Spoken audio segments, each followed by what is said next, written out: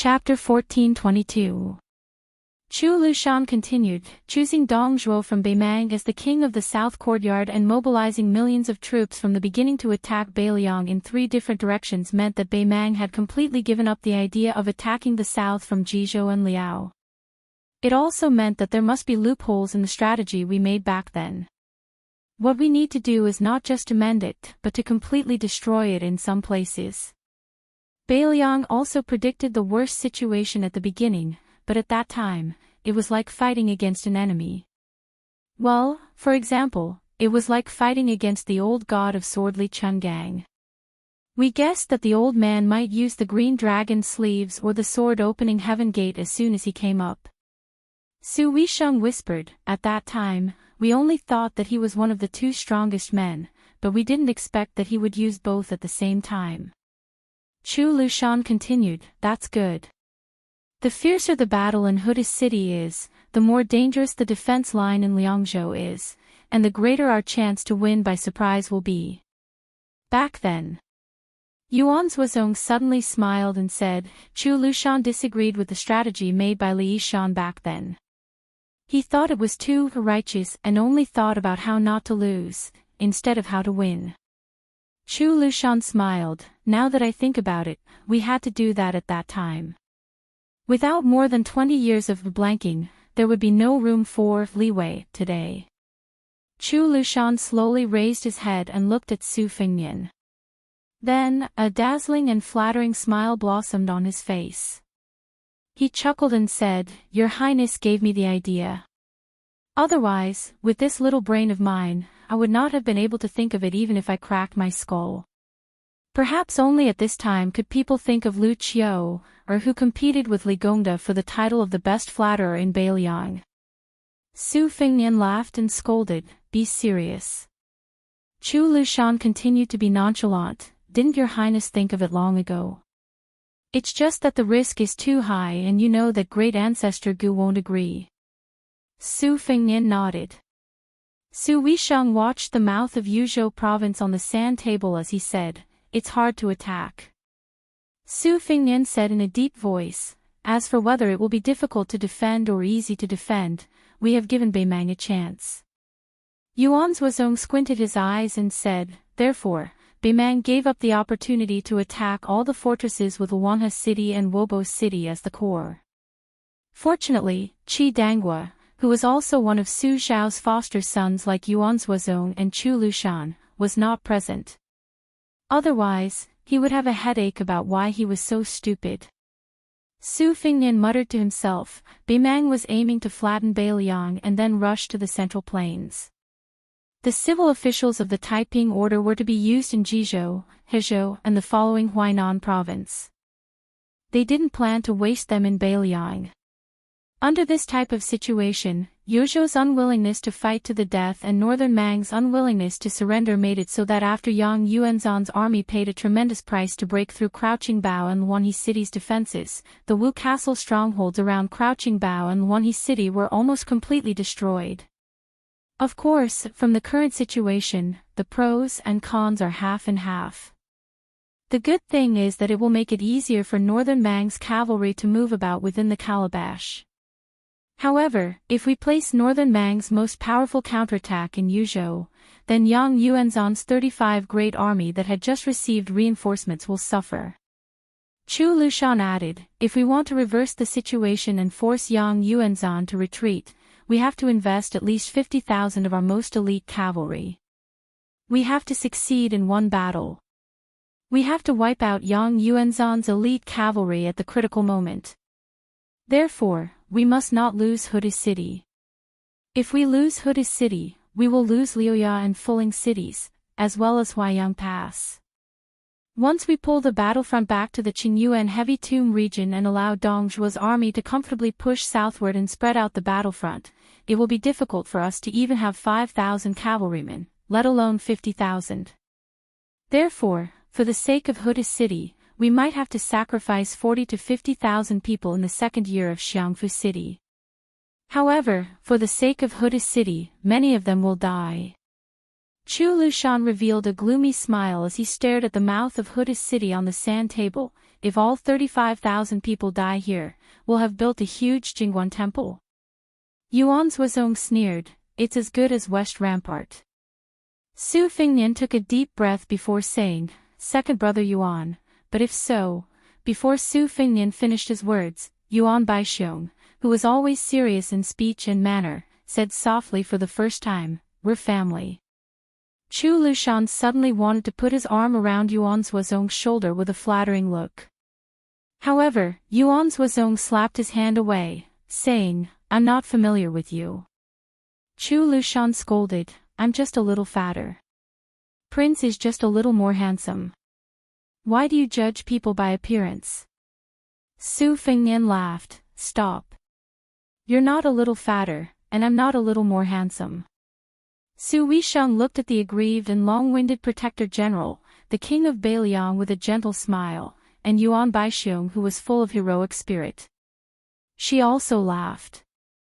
Unexpectedly, Great Ancestor Gu and Zhou Kong did not leave Huayang Pass immediately. Instead, they drank in a restaurant with little business.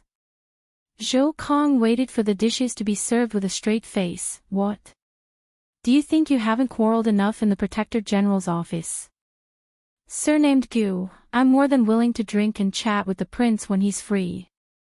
However, I can't drink or piss in the same pot with you. Great Ancestor Gu laughed, it's just that today is different from the past. If you were a general of Southern Tang in the past, I would have knocked you down with a punch if you dared to talk like this.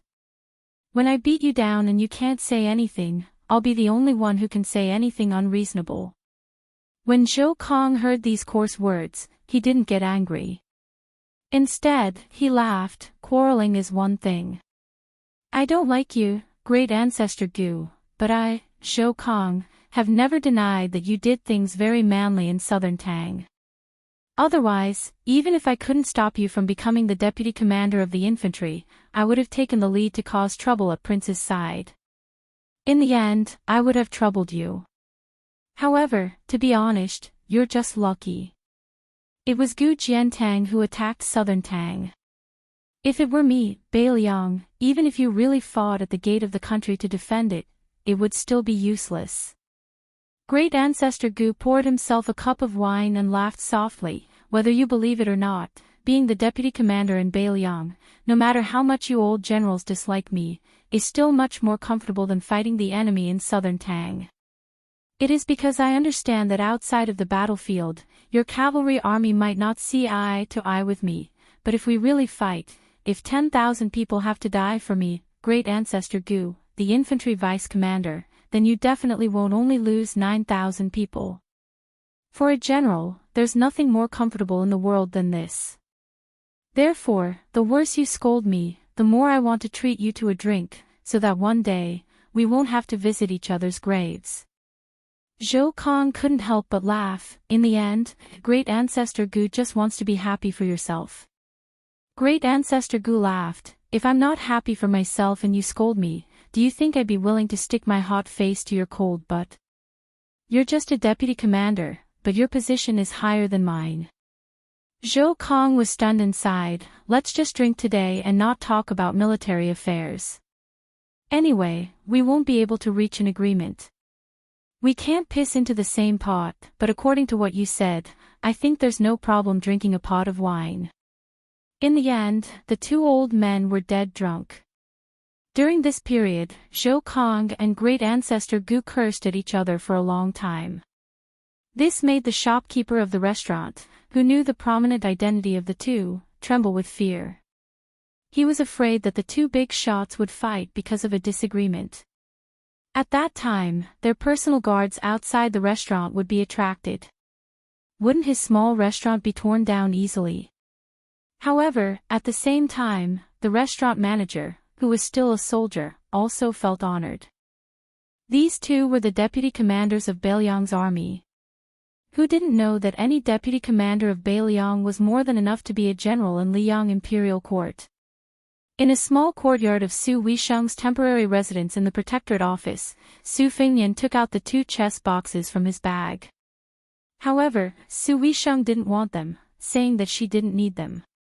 Su Fengnian could only put them away resentfully. After a moment of silence, Su Fengnian squatted beside Su Weisheng's wheelchair and sighed softly. After going through Jianghu 3 times, I finally understand why you didn't want me to struggle in Jianghu. Su Weisheng asked, why do you say that? Su Fengnian smiled and said, people in Jianghu want to live a meaningful life. As Su Zhao's son, I probably want to live a meaningful life. Su Weisheng shook her head and said, don't flatter me, and don't boast about yourself. From the beginning to the end, I just want you to live well. It's that simple.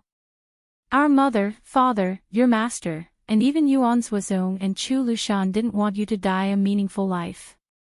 They would rather you live a meaningless life. Su Fengnian sighed and said, I see.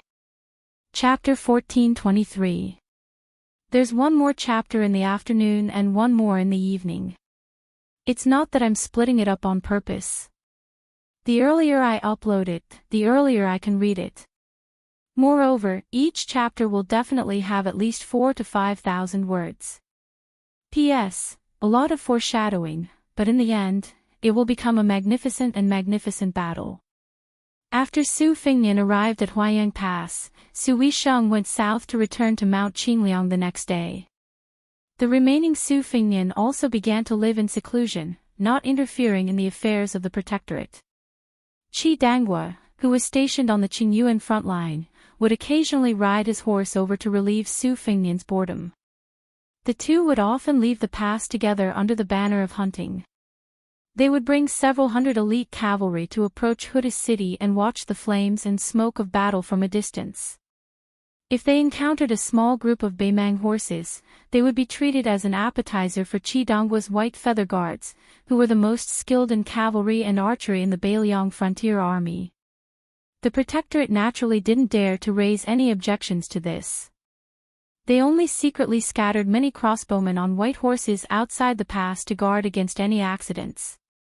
On this day, it was the spring equinox.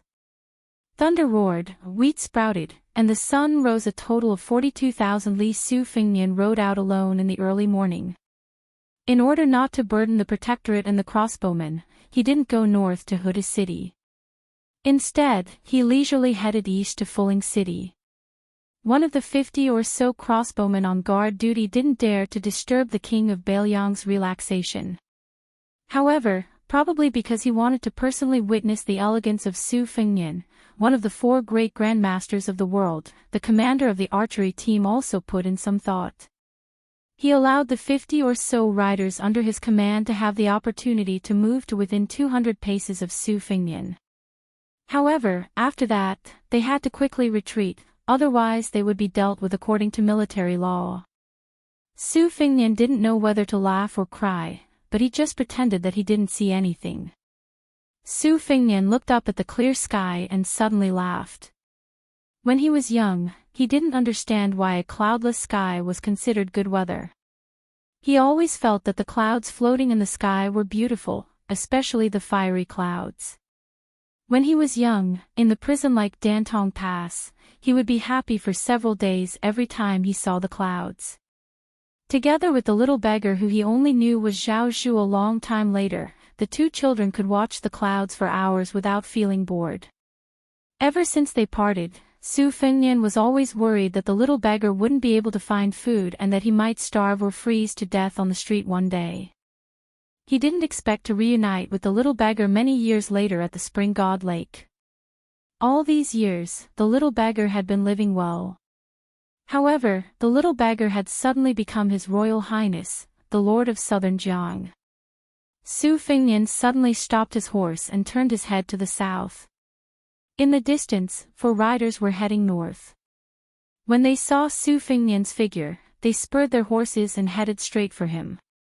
Before they arrived, the commander of the crossbowmen on the white horse came to Su Fengnian's side first. He got off his horse and saluted respectfully. Your Highness, the 4 riders should be Jianghu people who were selected by the Fish Dragon gang to join the army at the border. Do you want me to stop them? Su Fengnian shook his head and said, no, you can retreat to Huayang Pass first. The commander of the archery team accepted the order without hesitation. Although they were sent by the Protectorate, it was obvious who was the most powerful person in Beiliang and who the 300,000 border soldiers should listen to. Moreover, who was the prince? Did he really need crossbowmen to protect him? However, after the sturdy commander mounted his horse, he said shyly for the first time, "Your Highness, if I may be so bold as to say, we've all heard about what happened outside Gourd Mouth in Yuzhou. If there's a chance in the future, all of the crossbowmen in Liangzhou would like to fight side by side with your Highness." Su Fengnian smiled and nodded. The commander of the archery team patted his horse and left excitedly. He was someone who had spoken to the king of Beiliang. If he went back and told the commandant and those bastards, wouldn't they be jealous? After galloping for several hundred steps, the commander of the archery team looked back. Looking at the figure of the man and his horse, he thought, our prince is really the most romantic person in the world. He's also so amiable and approachable. If he were in the Central Plains, how many young girls would die for him? The commander of the archery team immediately felt indignant. Although he had heard that Mount Qingliang already had 2 potential princesses who had not yet been officially married and had good reputations, it was still too few. Once the crossbowmen were far away, the 4 riders quickly arrived. When they saw Su Fengnian, the leader of the riders was a white-haired but hale and hearty old man. The old man with the sword on his back sized him up and asked with a smile, "Does little brother know where Huayang Pass is?" Su Fengnian smiled and pointed out the way for the old man. The old man cupped his hands and thanked Su Fengnian before he introduced himself. He had a heroic spirit of Jianghu. "I'm from Qingsong County in Jiangnan. My Jianghu friends have given me the nickname Sky Drum. May I ask if little brother is like us, someone who has come to the Beiliang border to join the army?" Su Fengnian shook his head and said, "I'm originally from the border army. My father's generation has already settled down in Beiliang." The old man nodded and said, "I see. I've been rude." The old man smiled helplessly and said with some self-mockery, "It's not that I'm a chatterbox.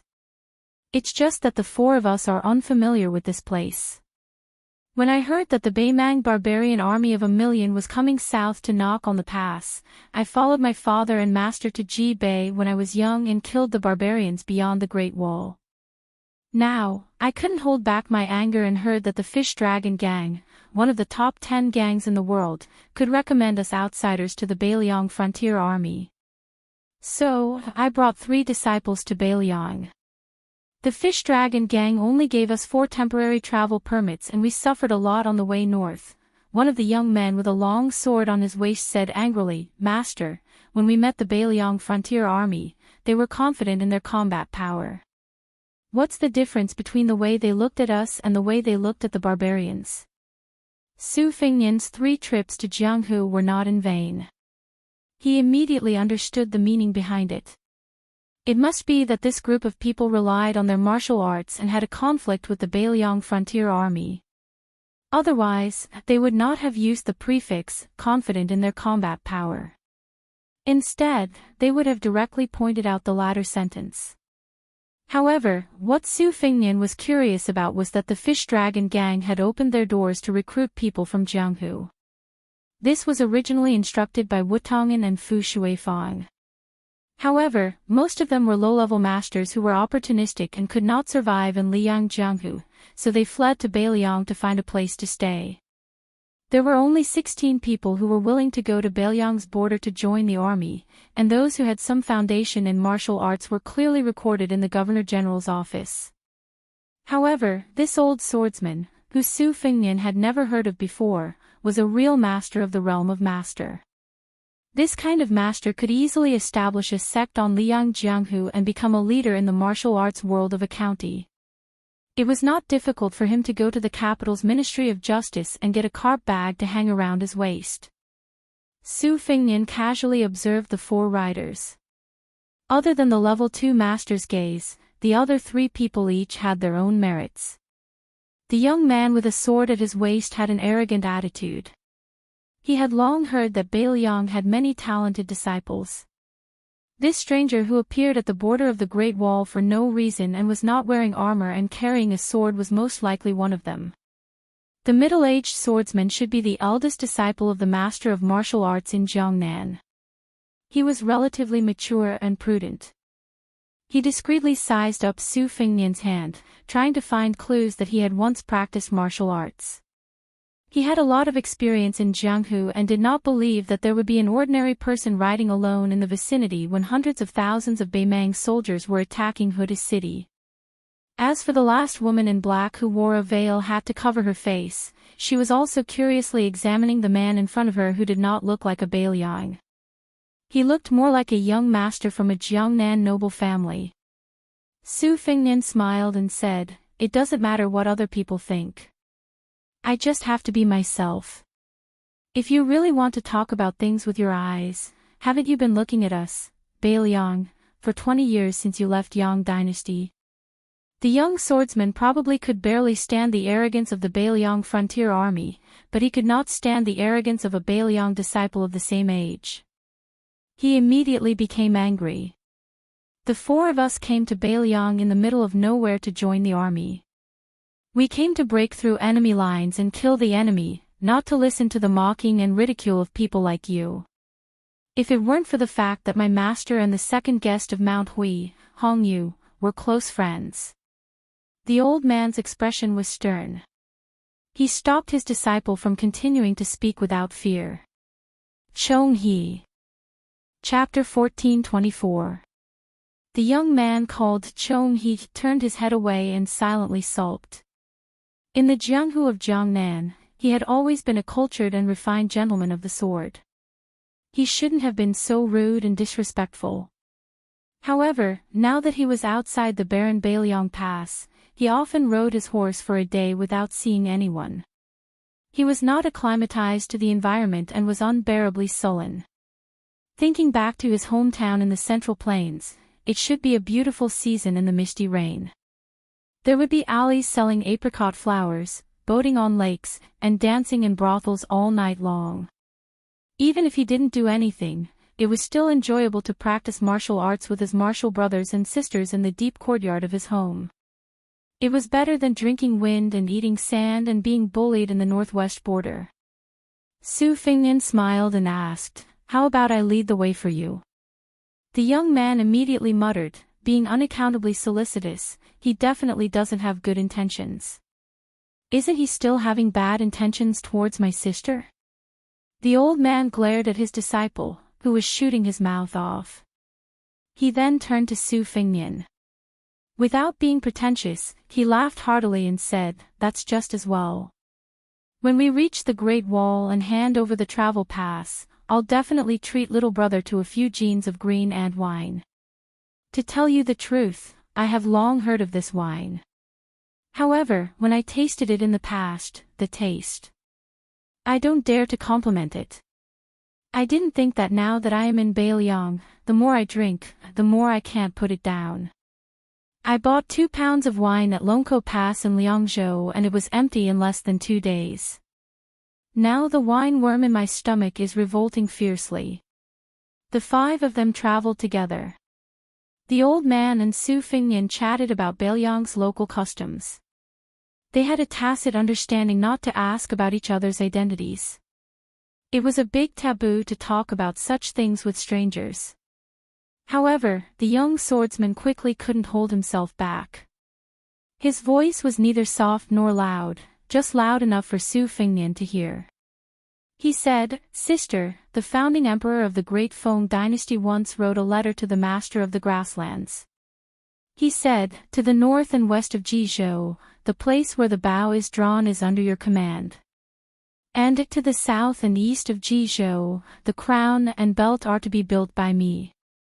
Tens of thousands of people will plow and weave, my subjects and lords will live in peace, and there will be no tyranny.'" The young woman's voice was gentle. "Senior brother, didn't you say that when you first entered Beiliang?" In front, Su Fengnian laughed and said, "This is for me, a Beiliang barbarian from the west of Ji province. The old man who was running side by side with Su Fengnian smiled knowingly. "Little brother, you're so magnanimous." Su Fengnian joked, "It's because I've been holding it in bit by bit. Otherwise, I would have suffered internal injuries." That young man named Chong, he was obviously seriously injured. Su Fengnian suddenly said, "The Hongyu you are familiar with, is it the Hongyu who recently became the Deputy General of the Rouge Heavy Cavalry?" The old man hesitated for a moment, then nodded. "That's him." Su Fengnian laughed. "Senior, you've already handed over your travel permit at the Protectorate. You'll have to go south again for a while, to the grave, to find General Hong. At that time, I'll ask someone to lead the way for you. Otherwise, you really might not be able to see General Hong. It's not that we Bailiang are narrow-minded. It's just that General Hong's current position is very special. Not to mention you, even many of the Bailiang frontier army generals with real power can't easily see those heavy cavalry." Then the old man and Su Fengnian looked at each other and smiled. They didn't need to say anything. Then the two talked about interesting stories of the Central Plains Jianghu. The old man was very knowledgeable and talkative. He talked about the current situation of Mount Hui, about the Rouge Heavy Cavalry civil and military evaluations, and about the general evaluations. He couldn't suppress his exultation. "With little brother's insight, I'm sure you know why I put the general evaluations at the end. The general evaluations include Liang, Beimang, and Bailiang, while the general evaluations only include Liang. This is probably the most important evaluation since the fall of the Great Feng dynasty. There are 10 people in the general evaluations. There are 4 in Liang, Chen Jibao, Chao Chongqing, Gu Jiantang, and Lu Xingxiang. Beimang has 3, Dong Zhuo, Lu Gui, and Yang Yuanzan. Bailiang has Yan Wenluan, Chu Lushan, and Great Ancestor Gu. At the end of the general evaluations, there are additional comments on Xia Shibian, Ko Jianghuai, Tuoba Qiyun, Zhong Tan, and Song Li." Su Fengnian joked, "Yuan Zuozong didn't make the list." "I'm not convinced." Perhaps the young swordsman didn't like Su Fengnian, so he couldn't help but argue, Bailiang is still not satisfied. There are 3 people in the general evaluations. If you add Chen Jibao, who rode into Shu alone, there are 4. That's almost half of the rankings. In addition, there's the young king of vassal state who became one of the 4 grandmasters. There's also Su Yanbing who suddenly appeared. As for the evaluations, there's also Bailiang's junior guardian Chen Wang and Sun Yin. They're on the same level as Yin Mao Chen. What else does Bailiang want? Su Fengnian smiled calmly, "That's why Bailiang is a good place. Not only do we have barbarians, but we also have scholars who can turn the tide and help the people." That guy instantly suffered another internal injury. The woman in the hat covered her mouth and smiled. The old man sighed. For so many years, this old man has always been puzzled by one thing. With Bailiang's manpower and material resources, how can they support the 300,000 cavalry at the border? Su Fengnian said softly, "In order to compete with Beimang, the Liang army claims to have 800,000 cavalry. It's more than the Dafeng dynasty at its peak, half in Bailiang and half in Liang." For some reason, when the 4 of them heard this, their eyes were filled with the monotonous and desolate scenery of the northwest. They couldn't help but have a complicated feeling. As they approached the Huayang Pass, Su Fengnian asked, "Senior, if you didn't know Hongyu, who was a general in Bailiang, would you still come to Bailiang?" The old man was stunned and said calmly, "Of course not." Su Fengnian nodded slightly. His expression didn't change. However, the old man soon smiled and said, "But since Su Zhao's death, the muddled account of unrighteous spring and autumn has come to an end. I believe this old man isn't the only one who thinks this way. Many people of the older generation think the same way." Since the young man surnamed Su said those words in Tai and city, as long as they didn't have a blood feud with him, many of the knots in their hearts were untied. After entering Beiliang, this old man heard a lot of things and realized that many things were very different from what he imagined. In the future, he'll find time to write to his old friends in his hometown and tell them about a different Beiliang. It turns out that here, there's also the sound of books, the sound of chickens and dogs, and when the old man said this, he couldn't help but laugh. There's also the wine cellar who makes me regret that I didn't come 30 or 40 years earlier. Su Fengnian said seriously, cold women are just like the green ant wine that burns like fire in the mouth. Once you're addicted to it, it'll be hard to change to another wine in your life. The young man snorted and said, then why did your king of Beiliang marry 2 women from other places? Su Fengnian was speechless for a moment. After a moment of silence, he turned his head and said helplessly, this time I admit defeat because your swordsmanship is unparalleled. At first, the young man looked smug. Then, he put on a cold face. But soon, the corners of his mouth curled up. When he looked at this abominable Beiliang's son again, he didn't seem so annoying. The Huayang Pass that appeared in the vision of the 5 riders was different from Huda's city and Liuya Fuling. Since it was named Pass, it meant that one man could hold the pass against 10,000 men. It also meant that once the smoke of war rose, this place would become a battlefield for the military. Most of the passes mentioned in military books were like this. No matter the size, as long as one wanted to cross the border quickly, one had to take down these passes that were built on the roads and strategic locations. Only then could one drive straight in without any worries. On the contrary, there were many majestic cities and huge towns that looked very awe-inspiring, but once the battle began, they could very well circle around the city. There were many such cities in the Liang defense line, but this didn't mean that their appearance was meaningless. On the contrary, although their existence didn't have much of an effect in stopping the enemy's army, their existence itself was a type of deterrent. To the northern Mang, they were a type of chicken ribs. If they attacked, they would suffer heavy losses. If they circled around, their supplies would be in danger. However, all the cities were rooted and unmoving. Generals and military strategies were flexible. When the time came, it would depend on who was stronger and who was stronger. Beiliang was lacking in depth. The most tragic thing about it was that every inch of its territory was a place of death where blood would flow. Since Beimang attacked Beiliang with the power of the entire country, it was under the premise that Beiliang would force them to fight for territory inch by inch. They still had to rely on their national strength to crush them. At this time, Su Fengnian outside the Huayang Pass was a little worried. He wasn't worried about the aggressive Beimang army. Instead, he was thinking about the farmer's proverb that every second of the wheat in the spring equinox was worth 1,000 gold. He thought about how many Beiliang people would have a shortage of food this year. He thought about the children who were still in private school when he passed through the Tuma Pass. They would probably be even more envious of the thin-skinned but filled meat buns. At this time, the graceful woman with the hat on her head held back her shyness and quietly stared at the man whose name she didn't know. There was only one thought in her mind that made her embarrassed. If only he was the young great-grandmaster that she yearned for day and night, if only he was the king of Beiliang that many of her close friends in her hometown adored. When they heard that she was coming to Beiliang, many of the noble ladies who only knew how to do needlework, who were usually gentle and graceful, almost eloped with her.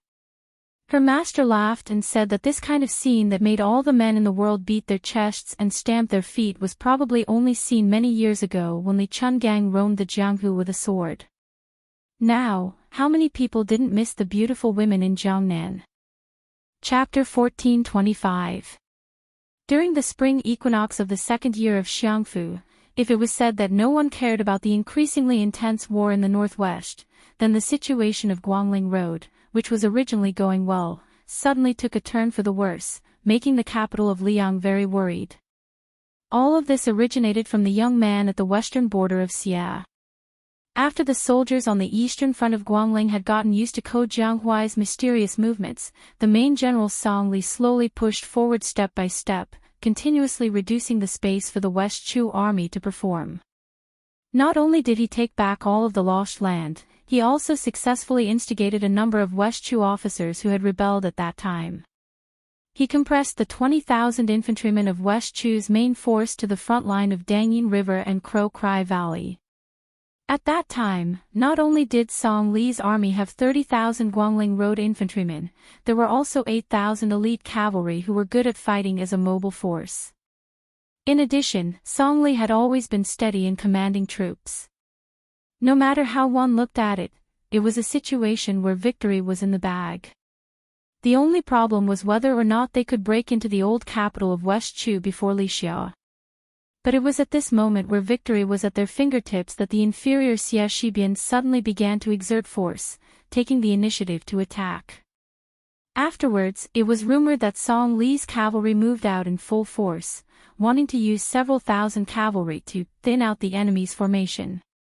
Using the grassland nomadic cavalry's best move, the 8,000 cavalry were divided into 3 groups, and each group was divided into 5 horizontal groups. The nomadic cavalry was at the front, and the elite cavalry was at the back.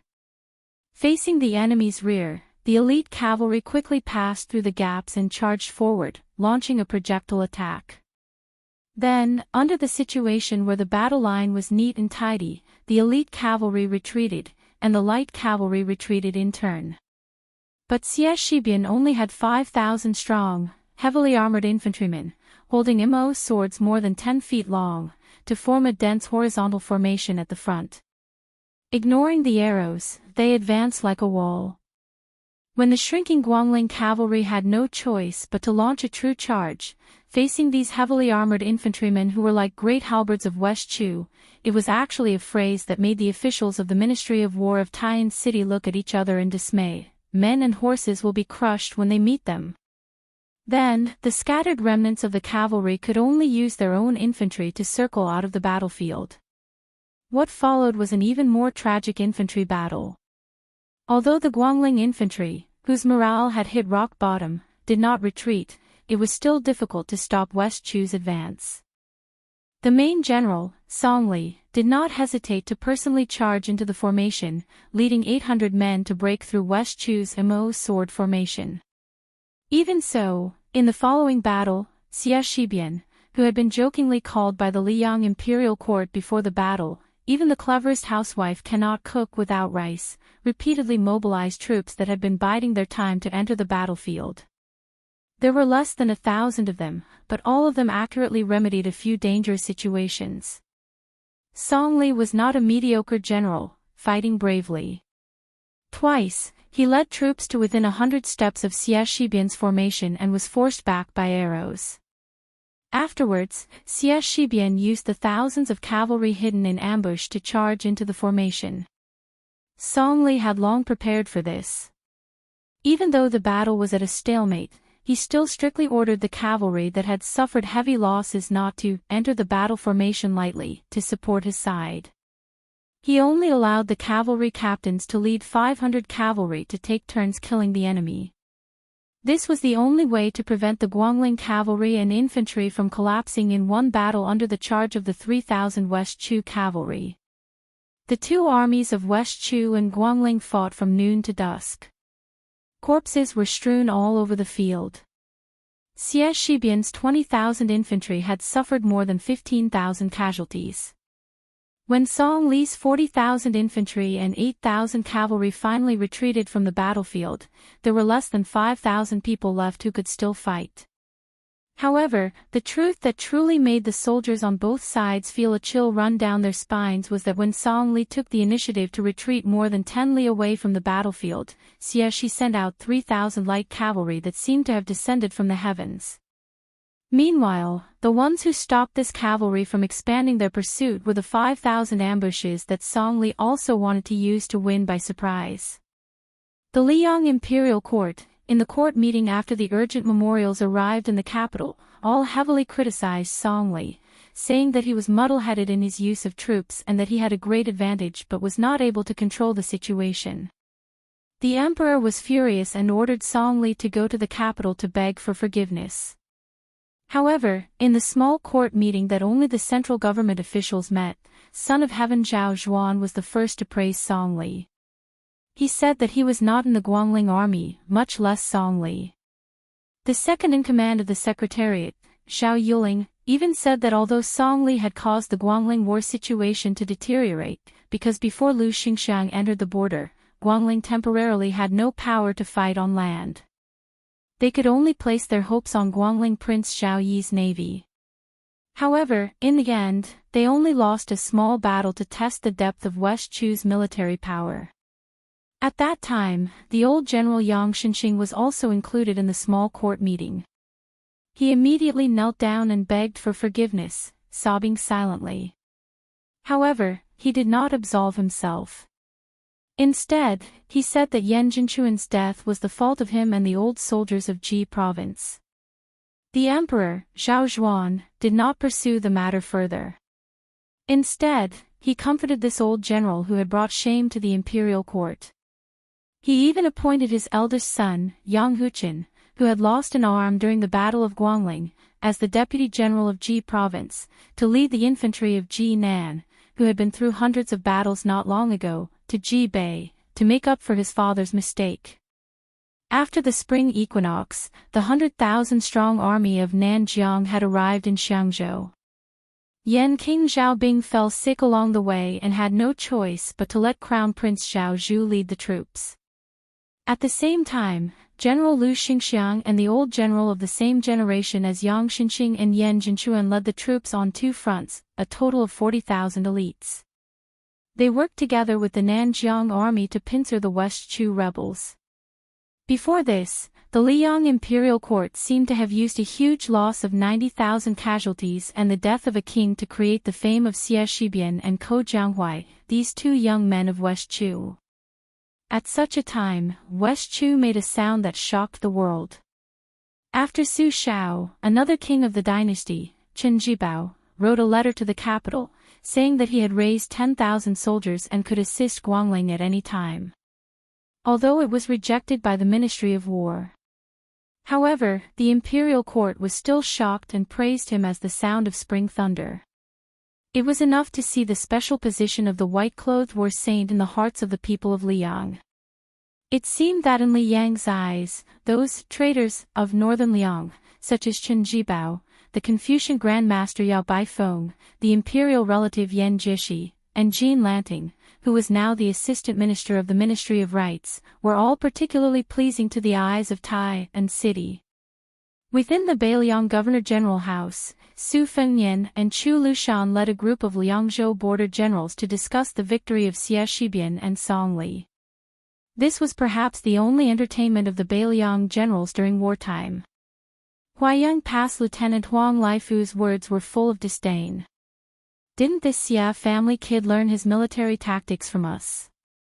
In areas where the battle lines are not fully spread out, he secretly accumulates strength and throws it into the battlefield in batches at critical moments. Our Beiliang frontier army's most observant lieutenants all know this. The only thing he can take out is the MO sword array that he learned from who knows where. But it is still alright to deal with the Guangling cavalry, but against our cavalry, it is the same as the West Chu great halberd warriors of the past. Su Fengnian said, after all, this is the first time since the spring and autumn period that a cavalry on foot has been used. No matter how strong Song Li's cavalry is, we should get a feel of it. Do you have the detailed layout of the MO sword formation? As always, Chu Lushan was looking at the various geographical details on the sand table. Hearing this, he raised his head and smiled. I'm still waiting for news from Fu Shuifang.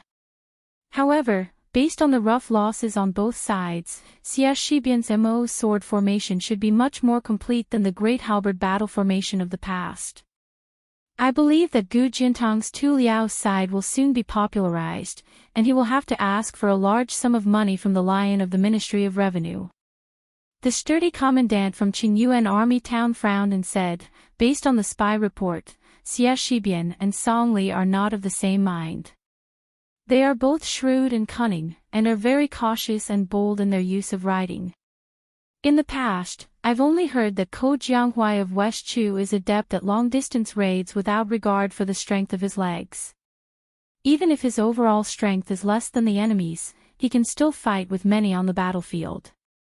Furthermore, he has never defended or besieged a city.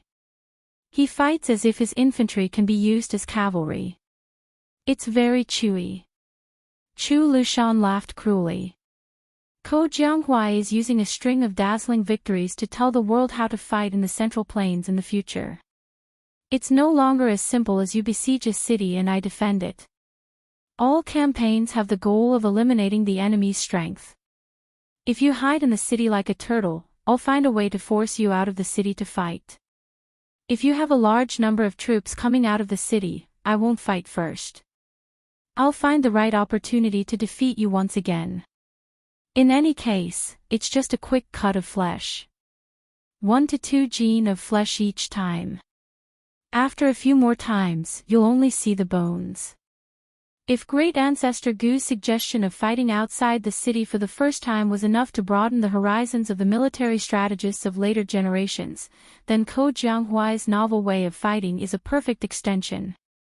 It can probably be called fighting outside the city to weaken the meaning of the city to the greatest extent.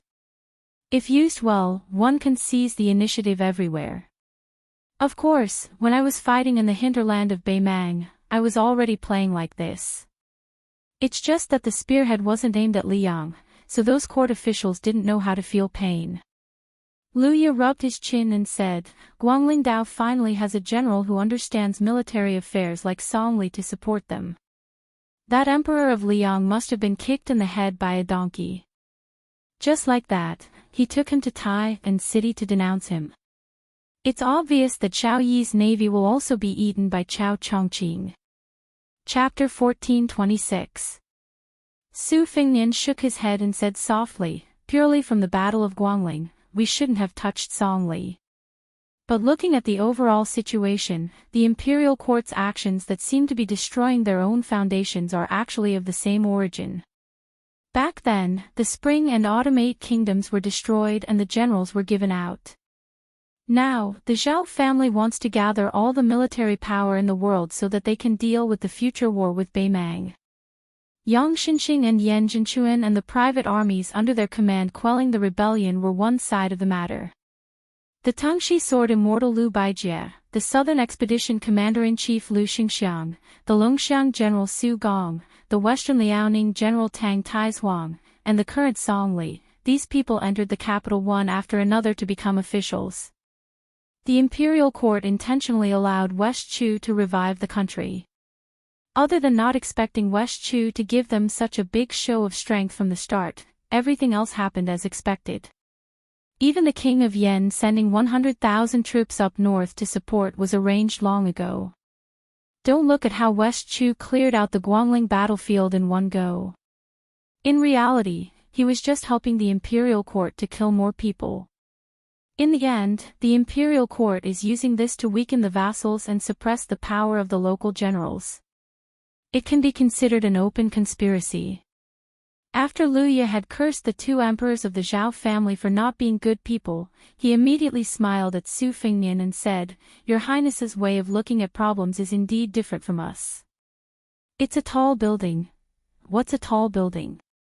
Huang Laifu hurriedly said, Tall building. His mother, I forgot about it. Chu Lushan rubbed his forehead, feeling a little embarrassed.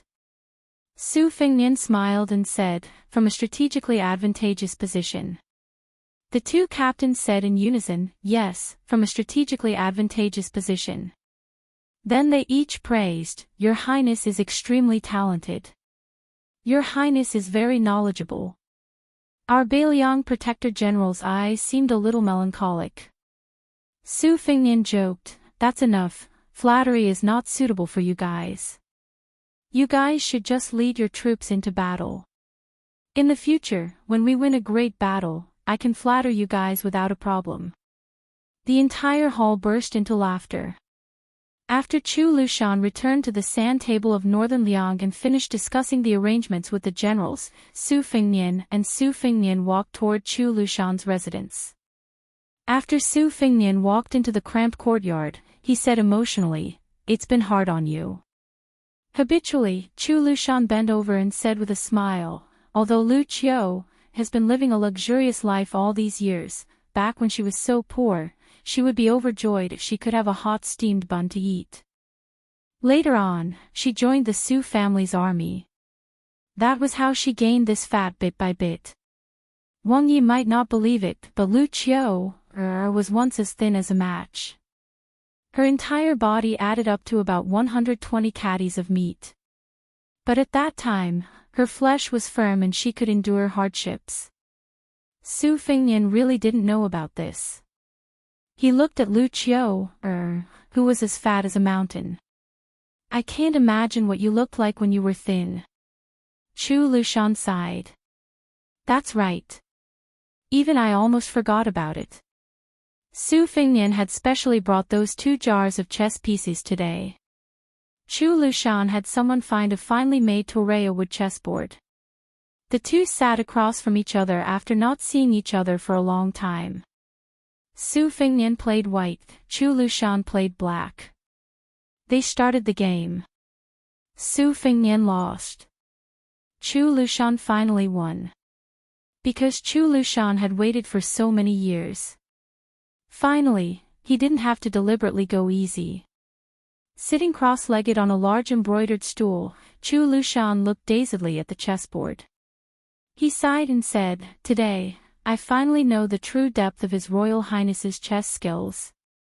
It turns out that Lu Qiu was going easy on him back then, and His Royal Highness had never worked hard. Hearing this somewhat unfamiliar title, His Royal Highness, Su Fengnian became absent-minded for a moment. He sighed and said, "I sent people to Qingzhou to find Lu Su, but the result was disappointing. Lu Su told me that he would rather go to the capital than come to Beiliang." Chu Lushan grinned and said, "Everyone has their own aspirations. You can't force them." Su Fengnian grunted and said helplessly, "I heard that Su Xiao had captured many scholars of the spring and autumn period, but most of the people he liked weren't willing to work under him. He could only let them go." Chu Lushan smiled awkwardly and said softly, "Foster father did let them go, but many of them were secretly killed by Lu Qiu, afterward.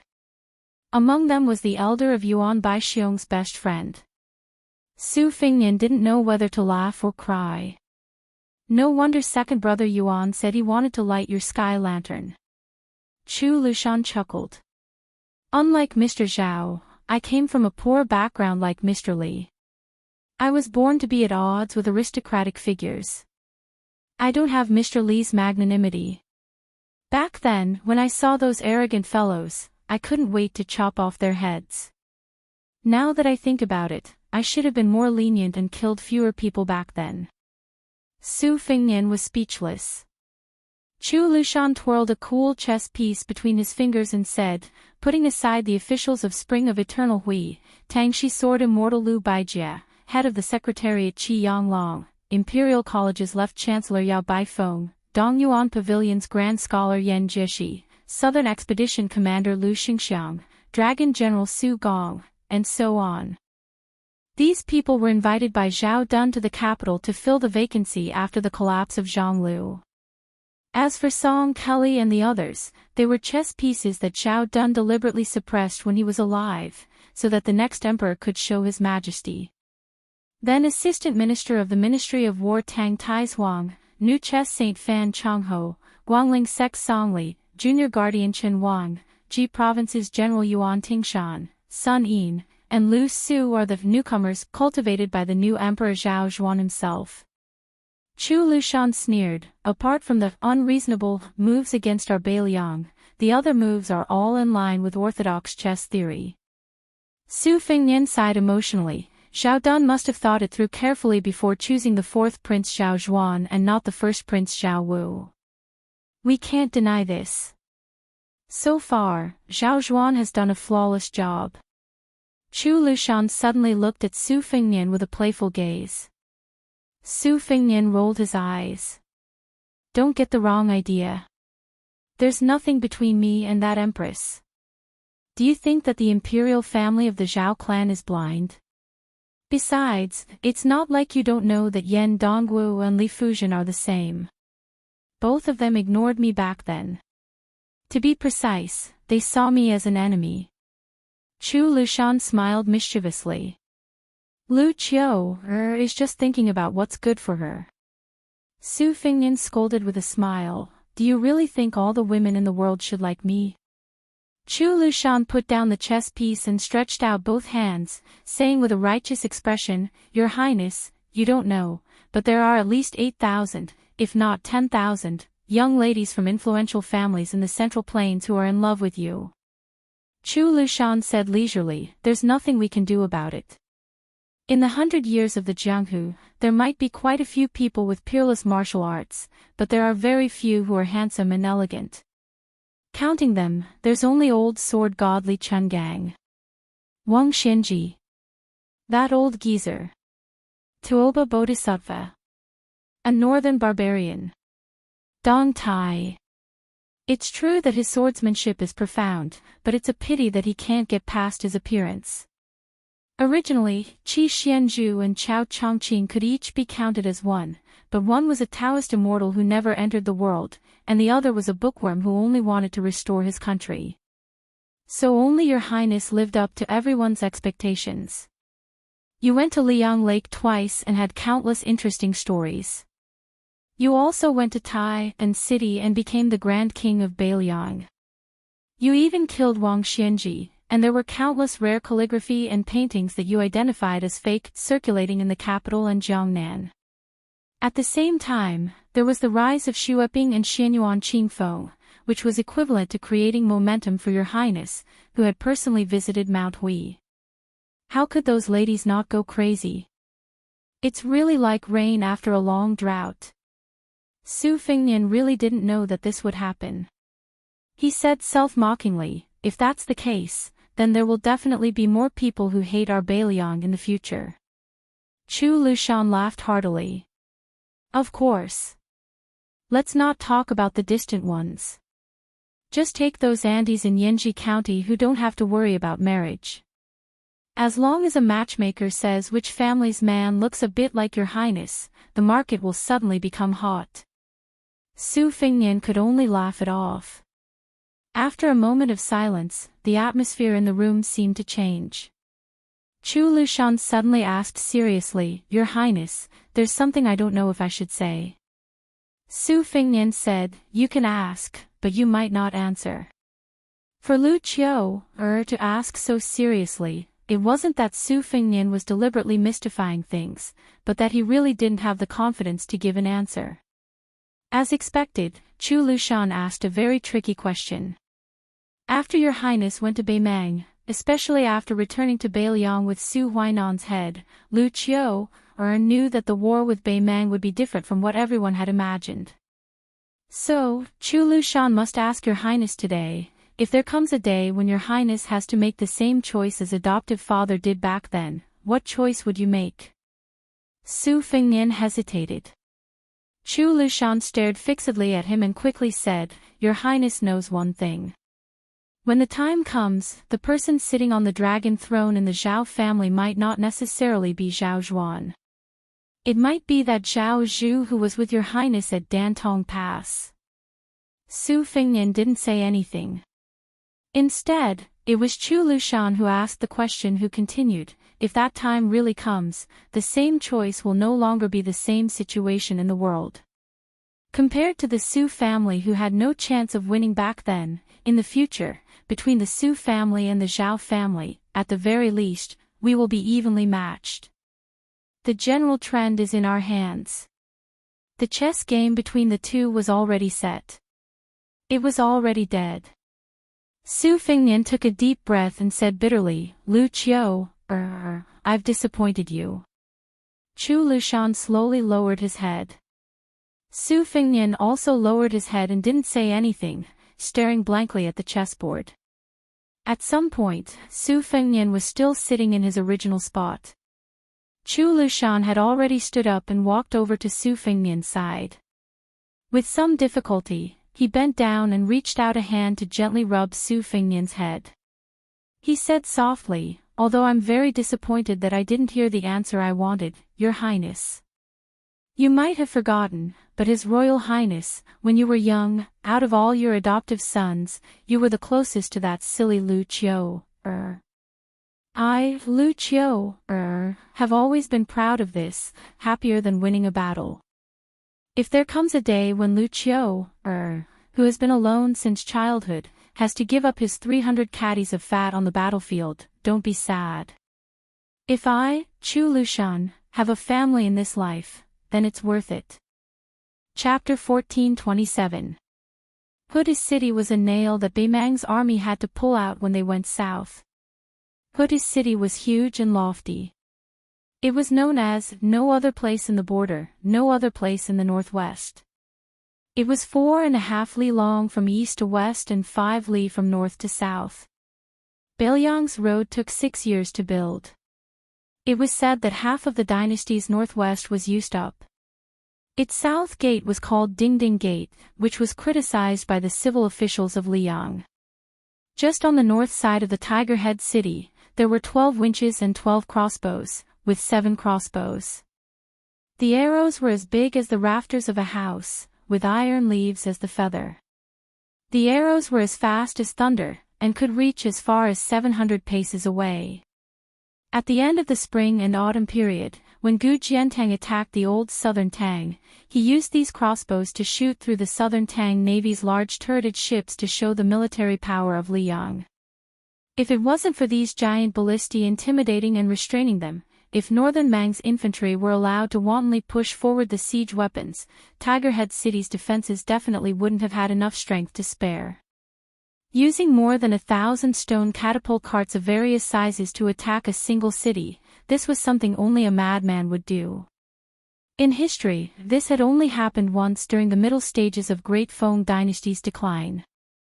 The city that suffered disaster at that time was precisely Great Feng Country's capital, whose scale wasn't inferior to Great Peace City. Of course, although Beimang's central line had the same number of catapults, the only difference was that the weight of the catapults was 20 to 30 g more. Therefore, overall, the power of the catapults was far less than that of the attack in the middle of the Feng Dynasty. Huda's city was easy to defend and hard to attack. It also had Liuya and Fuling to help restrain Beimang, so that Huda's city wouldn't follow in the footsteps of Xiang Fan's 10 years lonely city.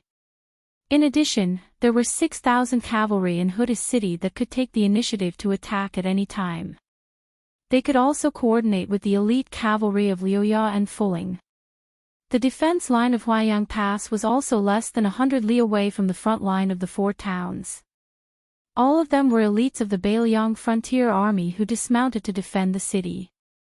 If it wasn't for the fact that Northern Mang's central line of defense had sufficient military strength and possessed an absolute advantage in numbers, Northern Liang would have launched a large-scale cavalry battle at any moment. Therefore, in the spring of the second year of Xiangfu, Huda's city became the only main character, attracting most of the attention from both sides of Liangmang.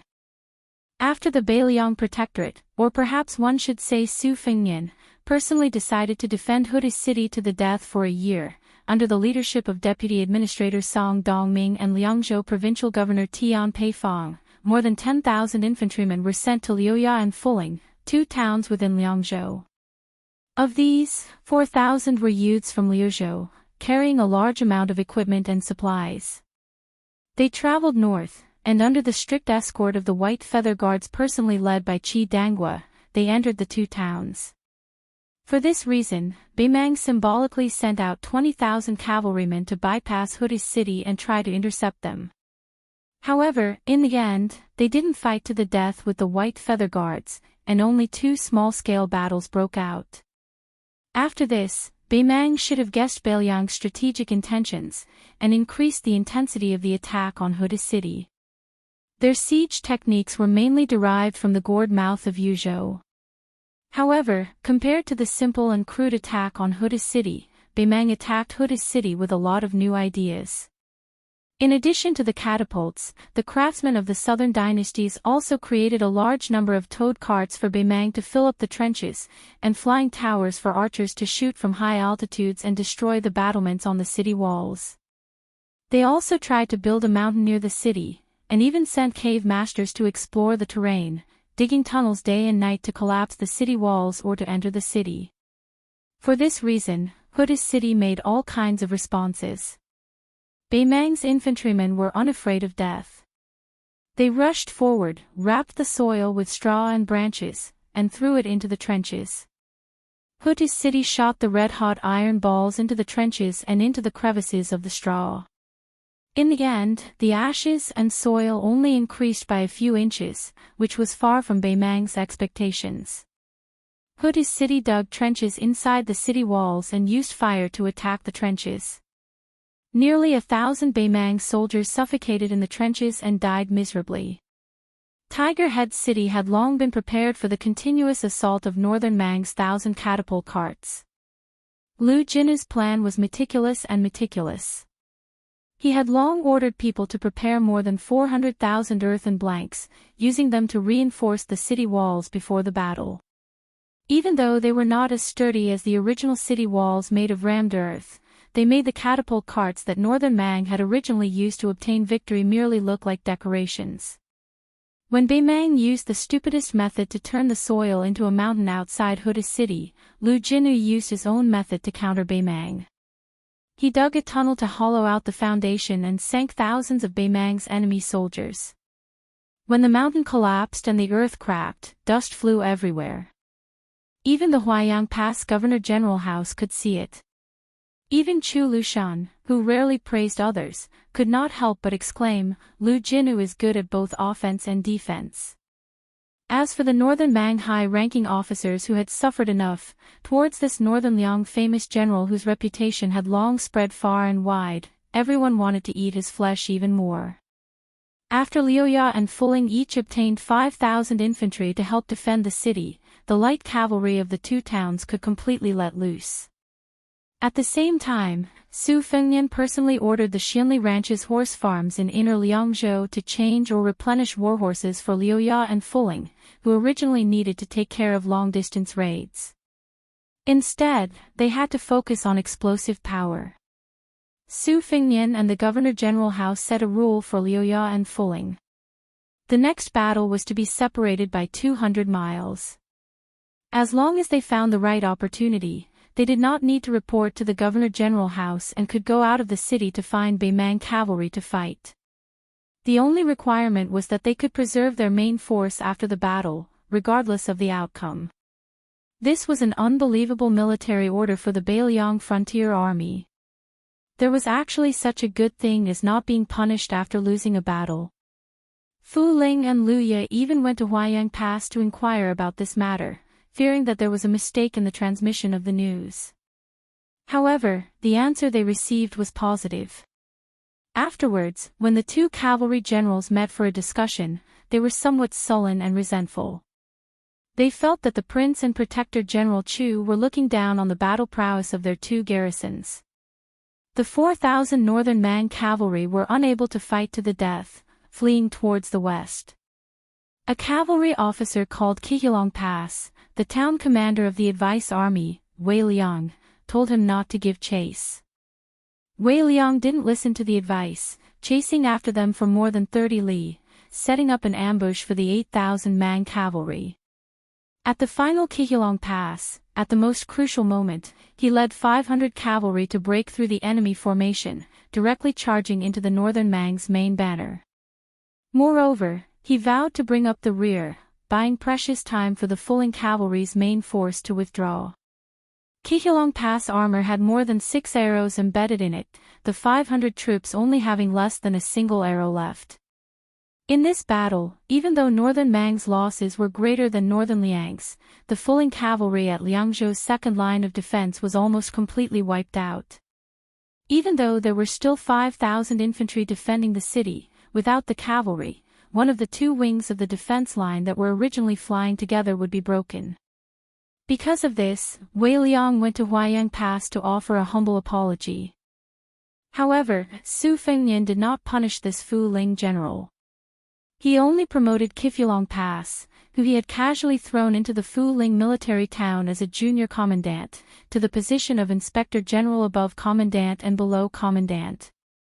He would lead the 1,000 cavalry after the quota was filled and set up the Zhanyan camp.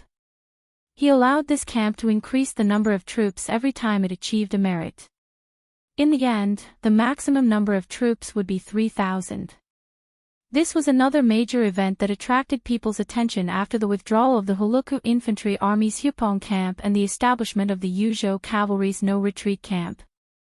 Kifulong Pass, a nobody from Beimang, began to amaze the Beiliang Frontier Army with a single brilliant feat inside the Beiliang Protectorate.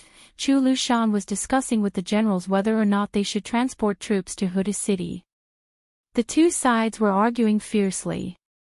The focus of the argument was whether or not the huge cost of opening up this road was meaningful. Now, everyone knew that Huda City could accommodate another 15,000 people. The real problem was whether or not they could get in. Luya and Fu Ling's cavalry could only temporarily prevent Beimang from launching a stable offensive in the south of Huda City. This was a world of difference from the Beiliang Frontier Army boldly supporting Huda City from the south gate. The insistent side believed that the cost of sending 15,000 people into Huda City would be the loss of about 10,000 cavalry. The opposing side insisted that this loss was underestimating Beimang's combat strength and determination. This kind of desperate action was exactly what they wanted. Beimang was worried about not being able to open up the situation.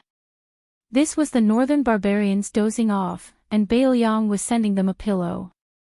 When the time came, not to mention losing 10,000 cavalry, even 30,000 people would not be enough to fill up the big hole in the south of Huda City. Then, someone suggested that Fu Ling and Luya should attack at the same time. They should boldly push forward and harass Beimang's army stationed on the Longyan Plain. This would provide cover for the transportation of troops in the direction of Huaiyang Pass. But soon, someone objected. With the brains of Dong Zhuo and the others, this kind of seemingly well-intentioned but actually bad idea was no different from taking the initiative to greet the northern barbarians.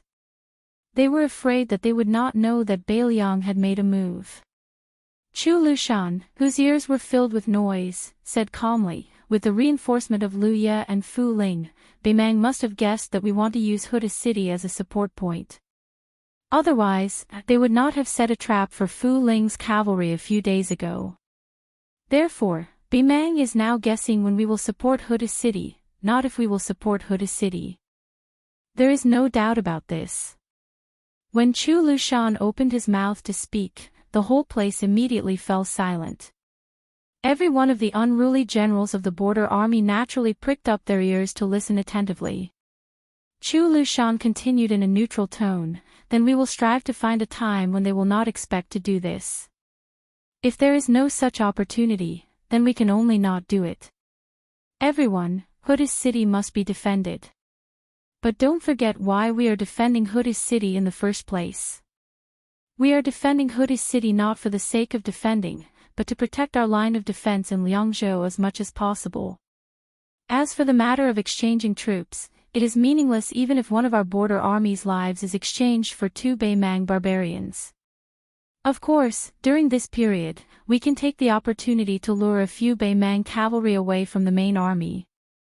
We can even directly place 15,000 soldiers behind Huaiyang Pass and not move. However, we can mobilize all the troops on the front line of the grave and launch a large-scale battle that Beimang will never expect. After winning, we can retreat." Chapter 14:28. At this point, Chu Lushan tapped his own head with a finger and said with a fake smile, "Huda City has Lu Jinu. He will defend the city well. Everyone, other than our 2 legs, we still have the 4 legs of our warhorses to help us run. Don't go down a single path. In the end, right now, we and the Northern Mang Army are just staring at each other in the area of Huda City and Huaiyang Pass. Both sides are scheming against each other, and the only thing left to do is to see whose Dao arts are more unexpected. Although there was no clear conclusion on the matter of Huda's city's reinforcements, after Chu Lushan spoke, the generals present had no more objections. After that, Chu Lushan accompanied Su Fengnian for a stroll around the Governor-General Manor. Chu Lushan sighed softly and said, "What a pity. We tried to be clever but ended up making a fool of ourselves." Su Fengnian laughed softly and said, "Perhaps this is what they mean by, a man proposes but God disposes. Just treat it as me shooting myself in the foot." Chu Lushan shook his head with a regretful expression.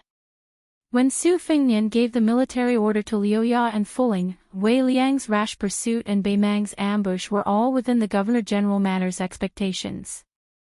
In reality, once Wei Liang's cavalry fell into a desperate situation, they would only last for an hour at most before a long-distance Qingyuan cavalry would join the battle and wipe out Bei Mang's bait cavalry and subsequent ambushes in one go. However, the sudden appearance of a small governor-general with a sense of danger and the courage to fight to the death destroyed all their plans. Su Fengnian and the Governor-General Manor had no choice but to suffer in silence. This kind of opportunity was like a lost opportunity. Bei Mang must have thought that Bei Liang wouldn't repeat the same mistake and charge into the ambush. Bei Liang also lost a great opportunity to set up a trap for Bei Mang. Chu Lushan suddenly laughed. The Ministry of War in the capital finally remembered to ask us about Bei Mang's attack. Su Fengnian sneered, "Just ignore them. If those guys at the border of the Ministry of War dared to go to Gourd mouth of Yuzhou province or come to Huaiyang Pass, I wouldn't stop them from watching the battle. Now that they've **ket off, there's no such thing as lying down and enjoying a good life."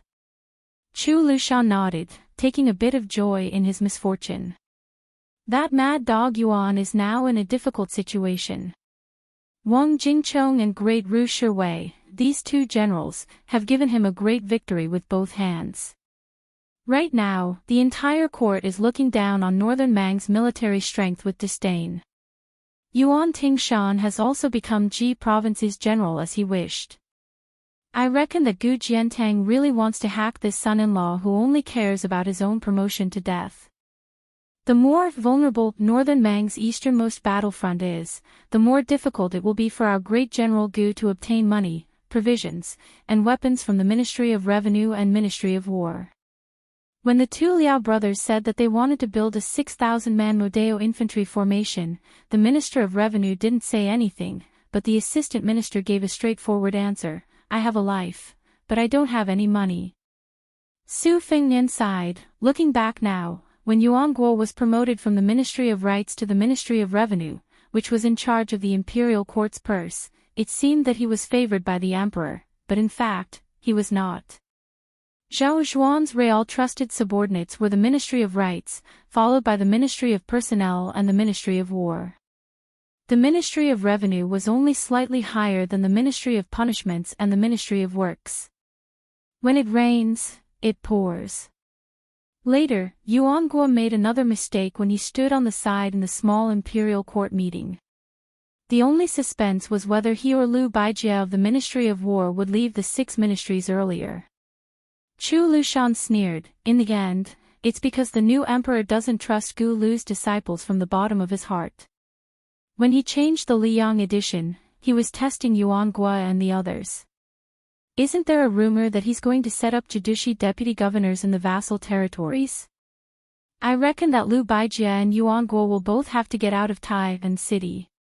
One will go to Nanjiang to discuss the King of Yan, and the other will go to a newly established vassal. Su Fengnian nodded. There will definitely be someone in Nanjiang.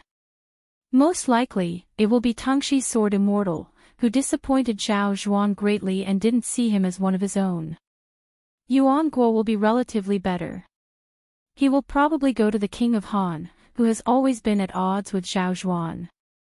If his performance is good, Yuan Guo will have a chance to return to the center of the imperial court.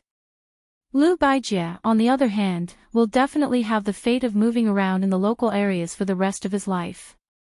Moreover, without the Minister of War, there is bound to be a series of promotions and changes.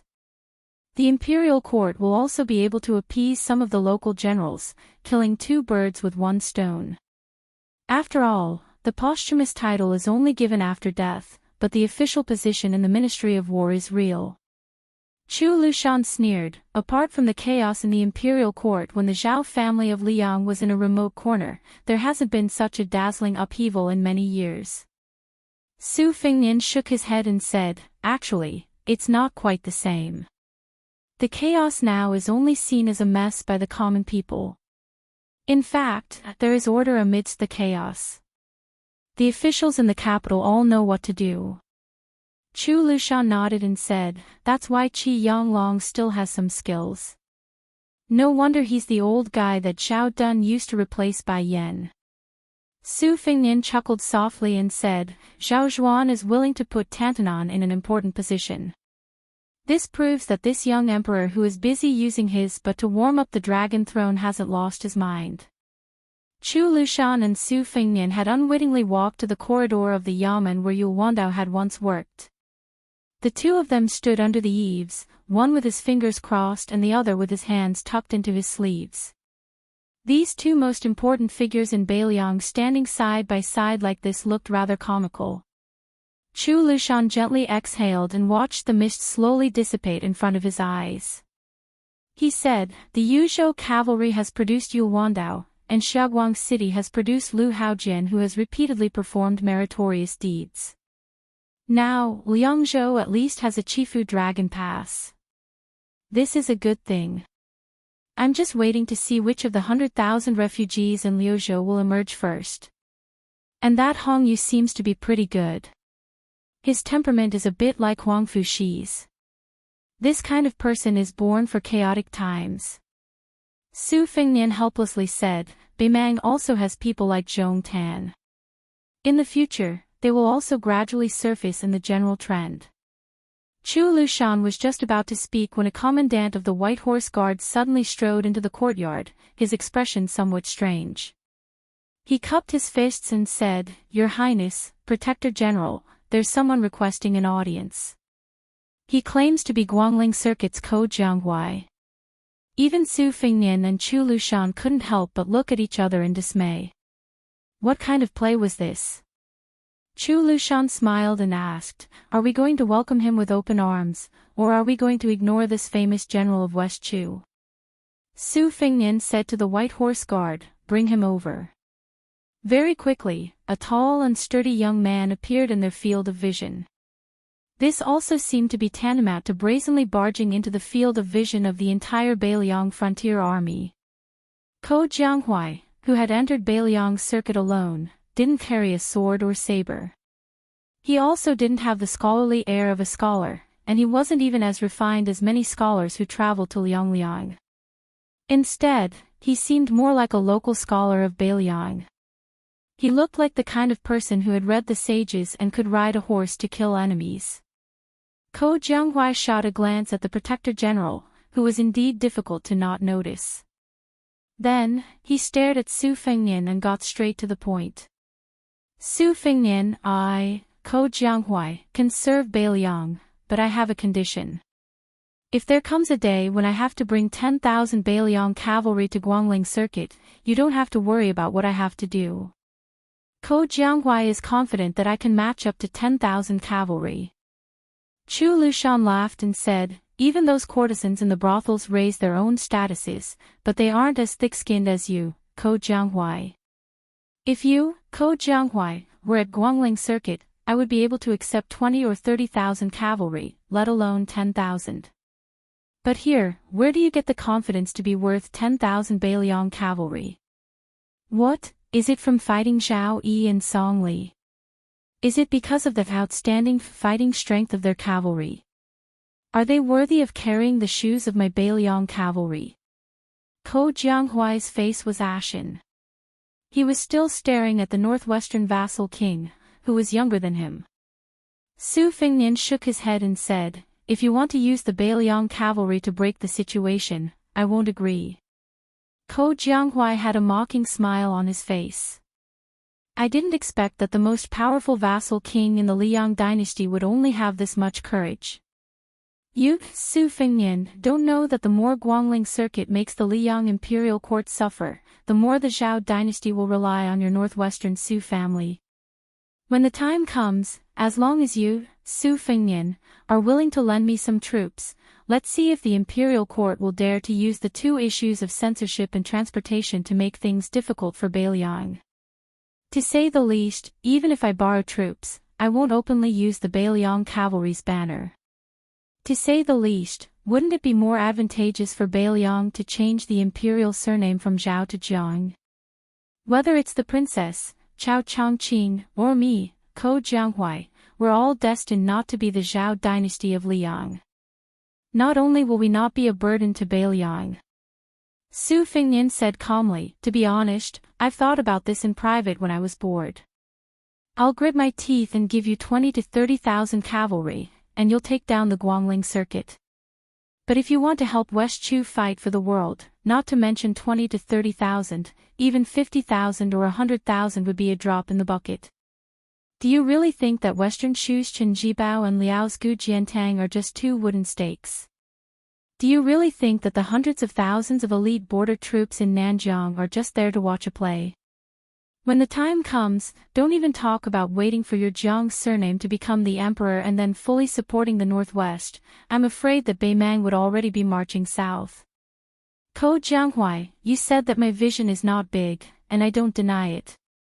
But your vision is even smaller. Su Fengnian held back his laughter and said, moreover, your clumsy persuasion, especially this method of not giving up until you've shocked people to death, really isn't very clever.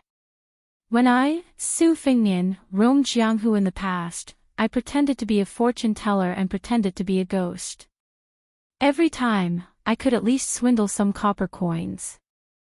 As for you, don't even talk about 10,000 cavalry, you can't even bring one out of Beiliang.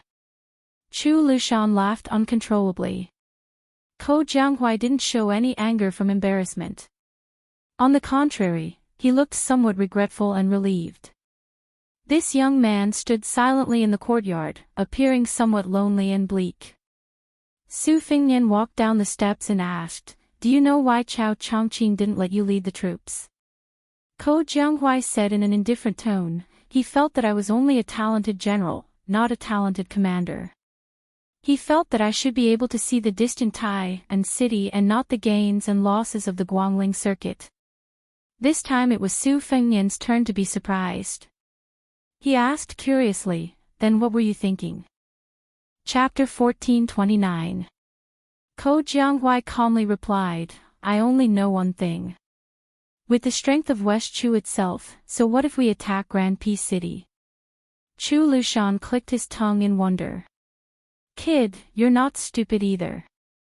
It's just that compared to the cautious and conscientious Xia Shibian, your Ko Jianghuai's appetite is even bigger. Ko Jianghuai gazed at this small mountain and asked back, as a general, between the Su Shao who suffered defeat after defeat, and the Yi Baikue who won every battle and was only defeated once in his life, who would you choose? Chu Lushan nodded. That makes sense. Ko Jianghuai laughed self-deprecatingly, and then he turned around and left. Su Fengnian did not make a sound even after he had left the courtyard.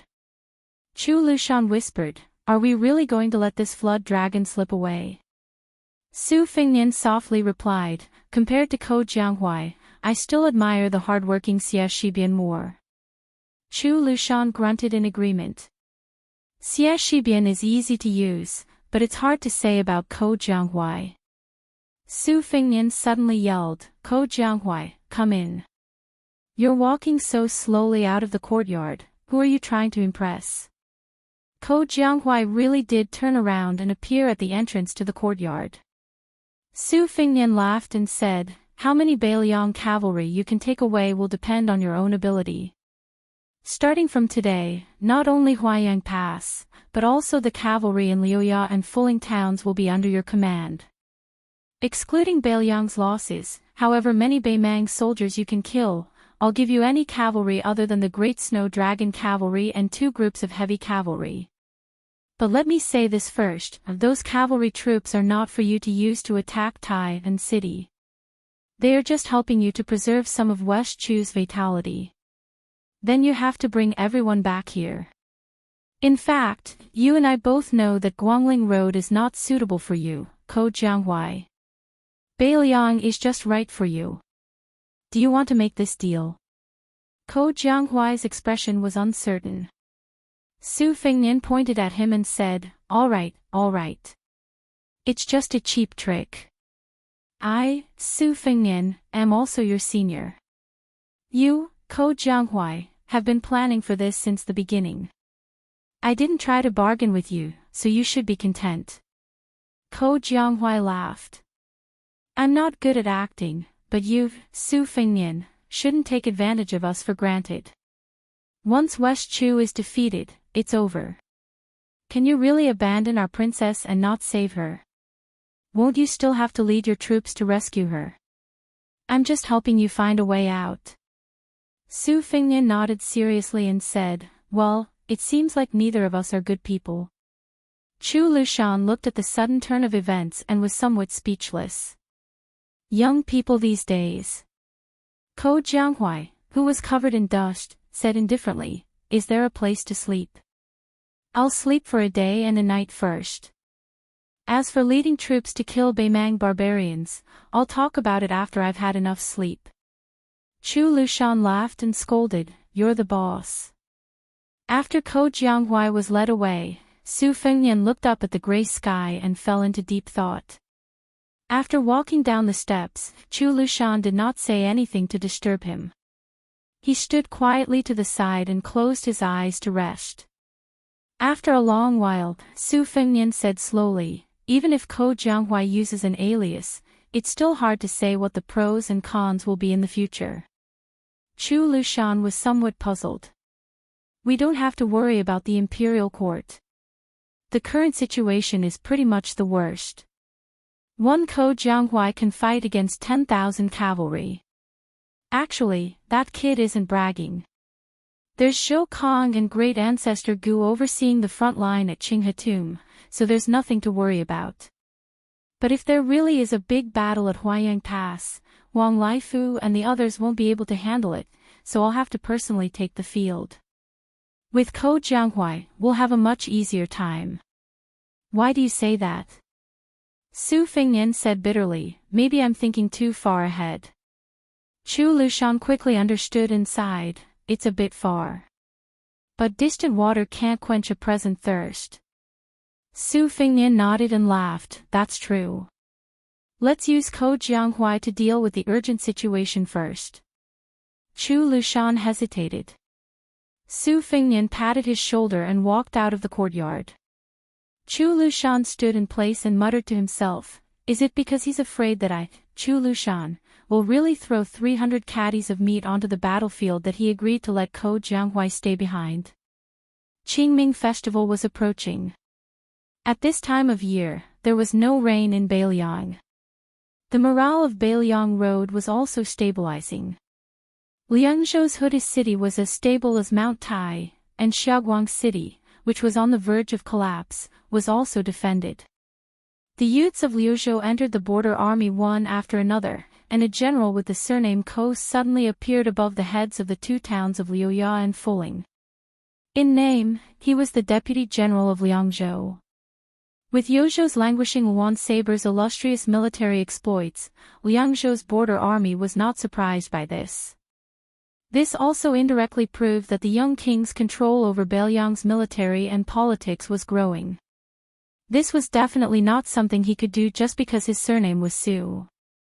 The Qingming festival was a festival that occurred between the middle of spring and late spring. It was a time when the qi was clear and the scenery was bright, and all things were visible, hence its name. In previous years, Beiliang and the Central Plains had more or less the same customs. Other than the tradition of sweeping the tombs and offering sacrifices to the ancestors, there were also night lanterns praying for blessings, and planting willows to ward off evil spirits. However, this year, Beiliang Road's various provincial and county officials had specifically ordered that planting willows was not allowed, and no explanation was given.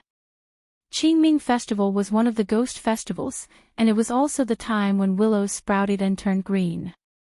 As a result, the saying, "When a willow branch grows on the door, 100 ghosts will not enter the house," was very popular.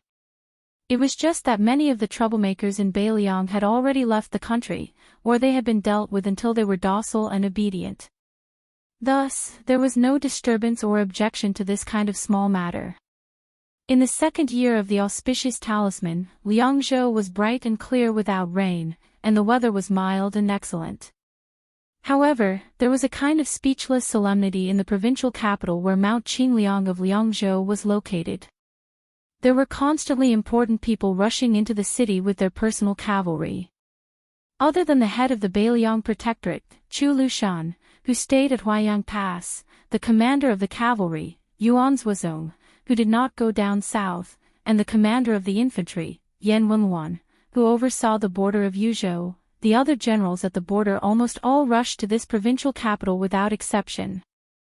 Zhou Kong, great ancestor Gu, He Zhonghu, Chen Yunshui, Yuzhou provincial governor Hu Kuwei, Yuzhou general Huang Fuqiu, and even the administrator Li Gongda and Lingzhou provincial governor Su Beiji all arrived one after another.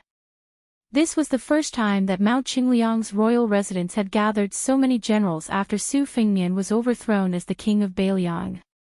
It was an unprecedented grand occasion. The next day was the Qingming Festival. 2 riders from the northern border of Liangzhou quietly entered the city under the curtain of night. After entering through the southern city gate, they followed the main street and headed north, heading straight for the legendary Beiliang Palace of the Liang Court. The deputy general of Liangzhou, Ko Jianghuai, who used the alias of Ko Beishang, slowly rode his horse. He turned his head and smiled at Su Fengmian. "Are there still people going to the royal residence to assassinate you?" "There shouldn't be." One of the 4 great grandmasters of the world, Su Fengmian. Regardless of whether he is the king of Beiliang or not, no one dares to seek trouble. Su Fengmian dismissed it with a smile. Chapter 1430. After getting to know this Ko Jianghuai, Su Fengmian realized that despite this guy's cold and unapproachable appearance, he was actually a chatterbox. Once he started talking, he couldn't stop talking. During their journey together, Ko Jianghuai asked almost everything about Su Fengmian's first trip to Jianghu. On the other hand, Ko Jianghuai never took the initiative to ask about Beiliang's military affairs. Occasionally, when he talked about Guangling's military affairs, which could affect the hearts of the people, he always had a sloppy attitude. This was an eye-opener for Su Fengmian. It turned out that there was such a kind of general between the unparalleled valiant general who could break through enemy lines and the scholarly general who only had a feather fan and a silk headscarf.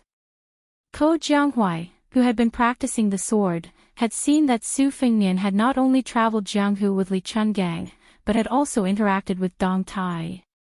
He wanted nothing more than for Su Fengmian to know clearly what the 2 sword gods liked to wear and what they ate.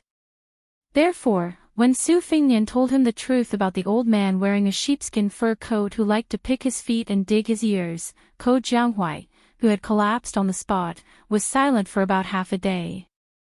With great difficulty, he pulled himself together and rambled, "So that's the style of an expert. Not wallowing in the mire with the world, no wonder he could practice the world's best sword. It seems like I also have to wear a tattered fur coat." In the end, when Su Fengmian also said that the peach blossom sword god's appearance was not at all like jade, and that he was actually more approachable than Ko Jianghuai fell silent again.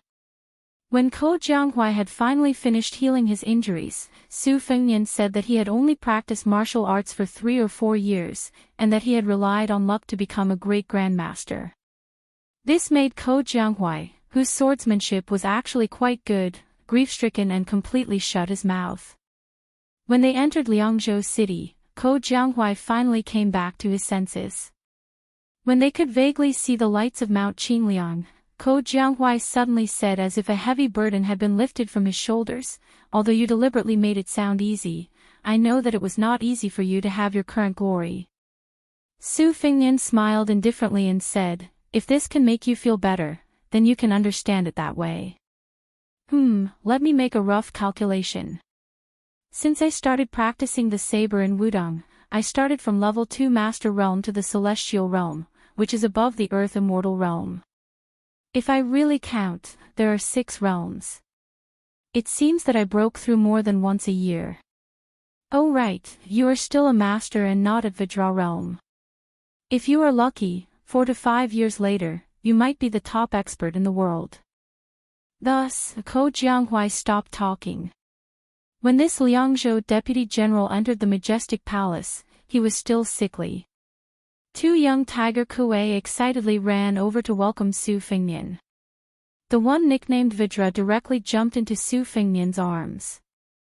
The older sister, Bodhisattva, also intimately bit Su Fengnian's robe. Then, Su Fengnian left Ko Jianghuai at Tidehark Lake and took the 2 happy young tiger kuei to Wutong'an. The second sister, Su Weisheng, and Lu Qingyan were naturally there. They were busy with the young women who had the reputation of female Hanlin. The second sister only looked up at Su Fengnian and then lowered her head. Su Fengnian walked to Lu Qingyan's desk. What surprised him was that Wang Chudong also had a place in Wutong'an. Her desk was right next to Lu Qingyan's. She seemed to be writing a collection of Beiliang heroes that was destined to not be noticed by the literary circle of Liang. When Su Fengnian moved a chair to sit between them, the little girl was still in a daze. Her serious and playful look made Su Fengnian and Lu Qingyan look at each other and smile.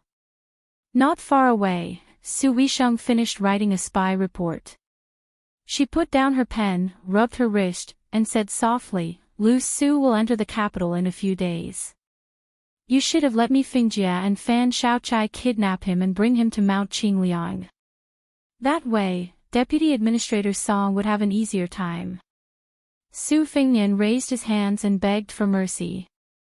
Didn't I kidnap Ko Jianghuai back? It can be considered as making up for my mistakes. Su Weisheng glared at him. Ko Jianghuai didn't come to Beiliang because it was forbidden. However, if Lu Su, who helped Zhao Sun present the plan, came to Tai and city and was used by Zhao Zhuan, it would harm Beiliang. It's a loss. How can you confuse the two? Su Fengnian's face was bitter, but he didn't dare to refute. Lu Qingyan also didn't help him out with words.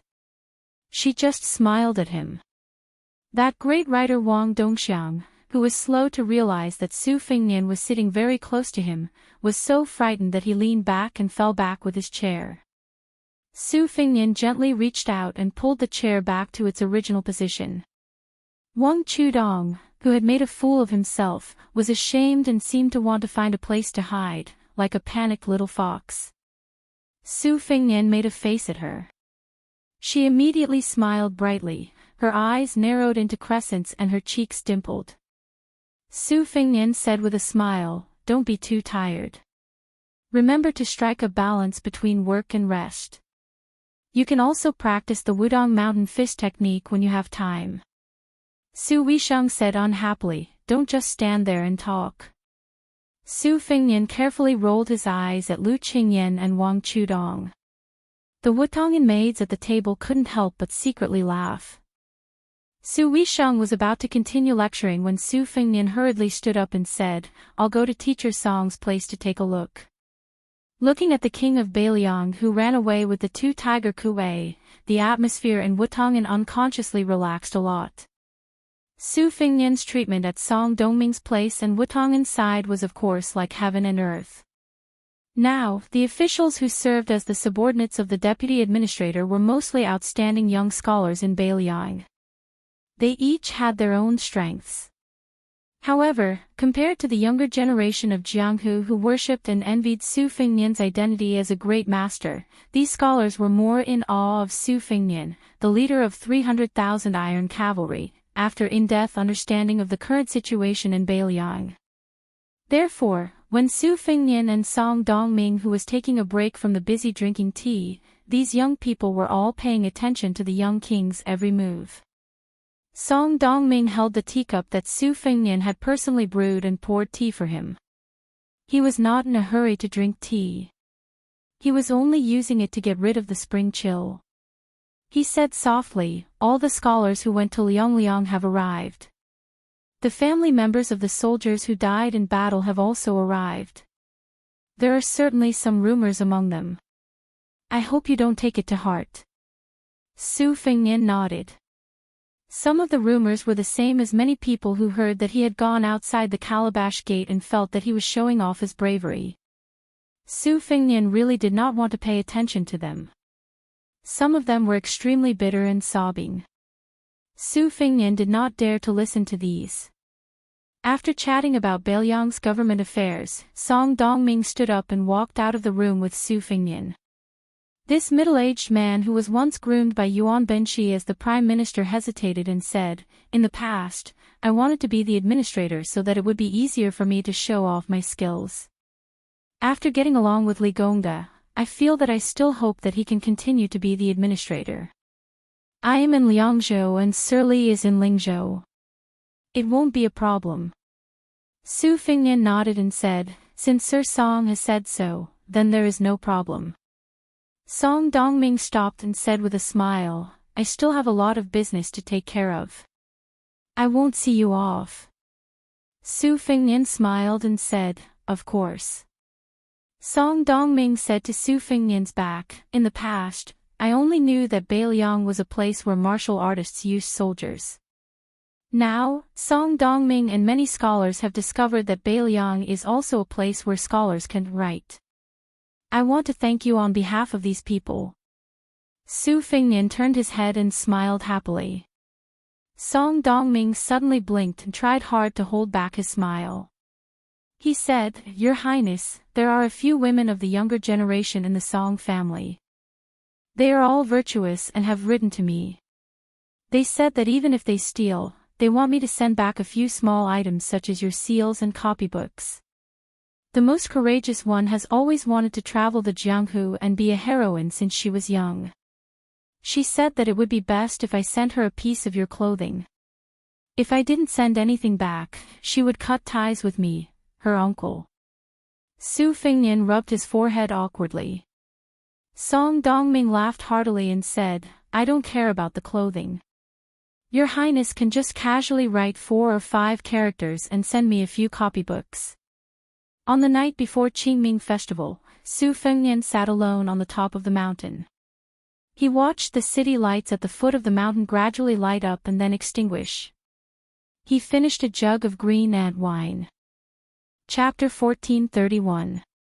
At dawn, Su Beiji slowly walked to the top of the mountain. He looked at Su Fengnian, who was draped in a thick fur coat. He walked to the stone table and sat down. He shook the empty wine pot and said softly, "An ordinary man will die because of his treasures, and 100 ghosts will look up at him." Su Fengnian, whose alcohol smell had long been blown away by the cold mountain wind, sighed and said, "Last night, I was thinking that if someone else becomes the emperor, even if that person used to be my good friend, would he tolerate someone with a different surname holding hundreds of thousands of elite soldiers?" Su Beiji shook his head and said, "You'd better not have any hope, or else you'll be disappointed. Because even if that person can tolerate it, the people around him won't agree. How to sit on the dragon throne and how to sit on it are two completely different things." Beiliang always felt that the 3 emperors of the Zhao clan of Liang were the same. They all liked to cook the hound after the cunning rabbit had outlived its usefulness. This opinion wasn't wrong. However, not to mention Zhao Zhuan, who had just ascended the throne, Zhao Yin and Zhao Dun were destined to be wise monarchs in the history books of future generations. They naturally had their own strengths. Ordinary commoners would have to rack their brains if they wanted to take care of a household and live a comfortable life, let alone a huge dynasty. Zhao Yin might believe that Su Xiao won't rebel against the Zhao clan, but Zhao Yin wouldn't believe that Su Xiao's son would willingly guard the northwest. Zhao Dun might know that your bottom line isn't low, but he also doesn't believe that the next Su clan's prince with a different surname won't be arrogant and uncontrollable. He must be wondering if there's a possibility that the king of Beiliang might one day run off to destroy the Zhao clan on a whim. The outspoken Su Beiji glanced at Su Fengnian, who wanted to say something but was hesitating. He sneered and said, "You might say that Su Xiao won't rebel, but I, Su Fengnian, won't rebel either. The same goes for my descendants in the future." Su Fengnian smiled bitterly and said nothing. Su Beiji's words were still harsh. There's no knowing what's in a person's heart. No one can read Su Fengnian's mind. No one in the world has to believe anyone's reason, especially those who were born in the royal family.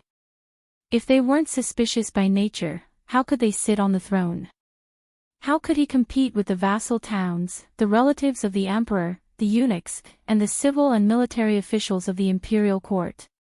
Besides, he would rather have his grandson squander away his family business than let it be snatched away by an outsider. This kind of dark mentality was not unique to the emperor. Do you, Su Fengnian, dare to say that you don't have any? Su Fengnian smiled and said, "That's true." Su Beiji suddenly asked, "Aren't you one of the 4 grandmasters? Why? Are you also afraid of the cold?" Su Fengnian said self-deprecatingly, "After the battle at Liuzhou, my strength fell greatly, and I feel cold in my bones all day long. Actually, the fur coat can't keep out the cold. The only reason I wear it is because it's better than nothing. It's just like how many retired swordsmen of the Jianghu like to look at their dusty swords on the shelves. Retired generals also like to touch their armor and sabers." Su Beiji asked, "What's up with that Liangzhou Deputy General Ko Beishang?" Su Fengnian joked, "He's a new lover." "What's up? Tangerine, is this old lover of yours here to denounce you?" Su Beiji stared expressionlessly at Su Fengnian.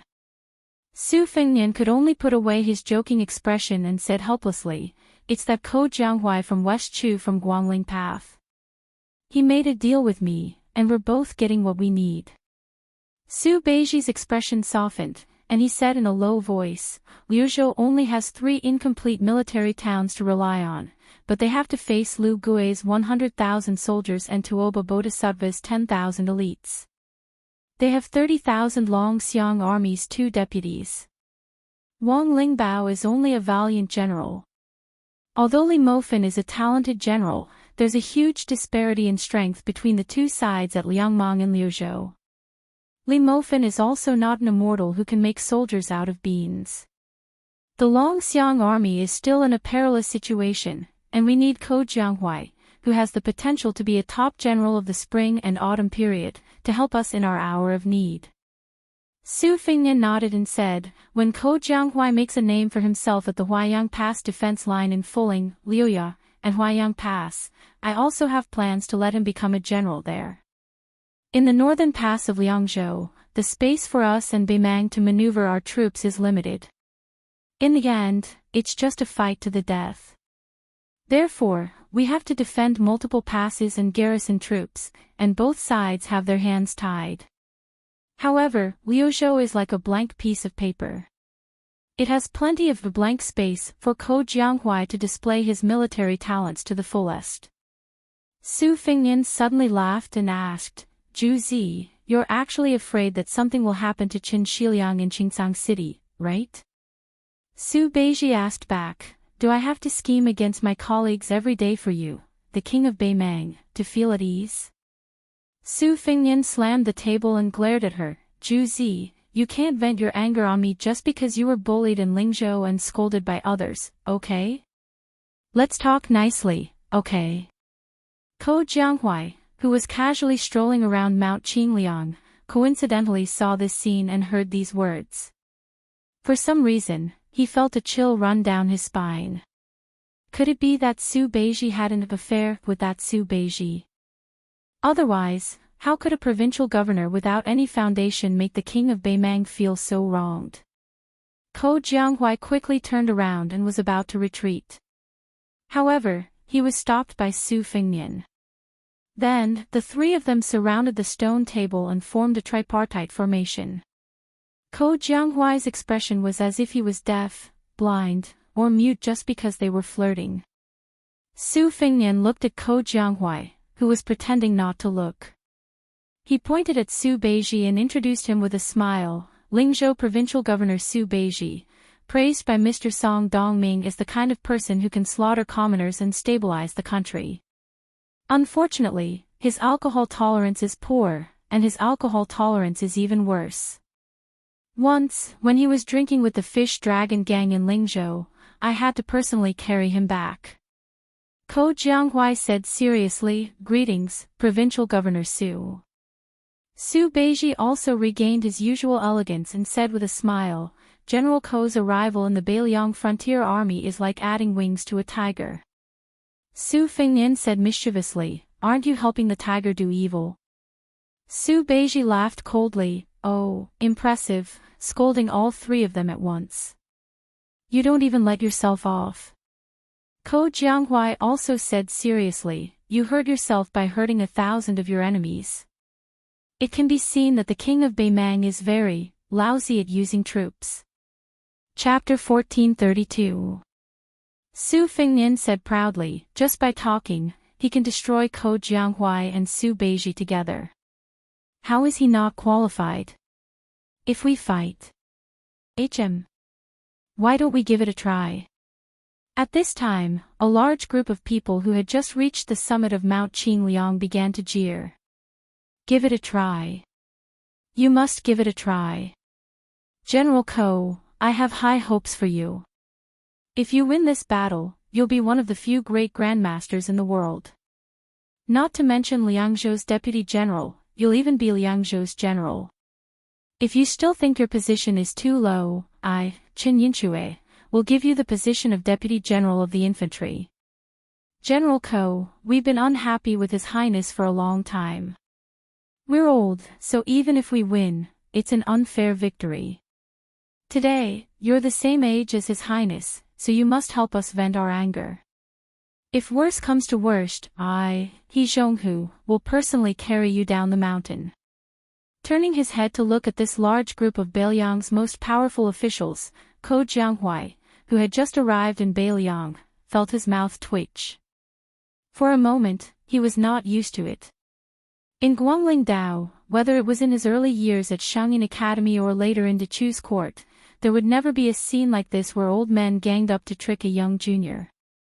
While he felt that it was ridiculous and funny, Ko Jianghuai also felt an irrepressible emotion in his heart. Perhaps it could be described as intense passion. Among these old men, there was the #1 general of the old southern Tang, ancestor Gu, the partridge Zhou Kong, He Zhonghu, who had defeated 40,000 later Sui infantry with 8,000 cavalry, and Qin Yinxue, who always put on his armor and charged into battle.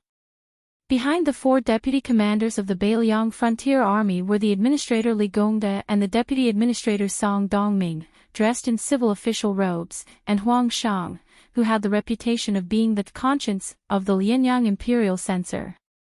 Other than them, Ko Jianghuai recognized the Liangzhou provincial governor Tian Peifang, the Yuzhou provincial governor Hu Kuei, the Yuzhou provincial governor Hu Kuei, the Lingzhou deputy general Han Laozhan, and the others, based on their official robes and decorations. It was a pity that Ko Jianghuai never got to see the commander of the Beiliang cavalry, White Bear Yuanzhuazong, or the infantry commander, Yan Wenluan.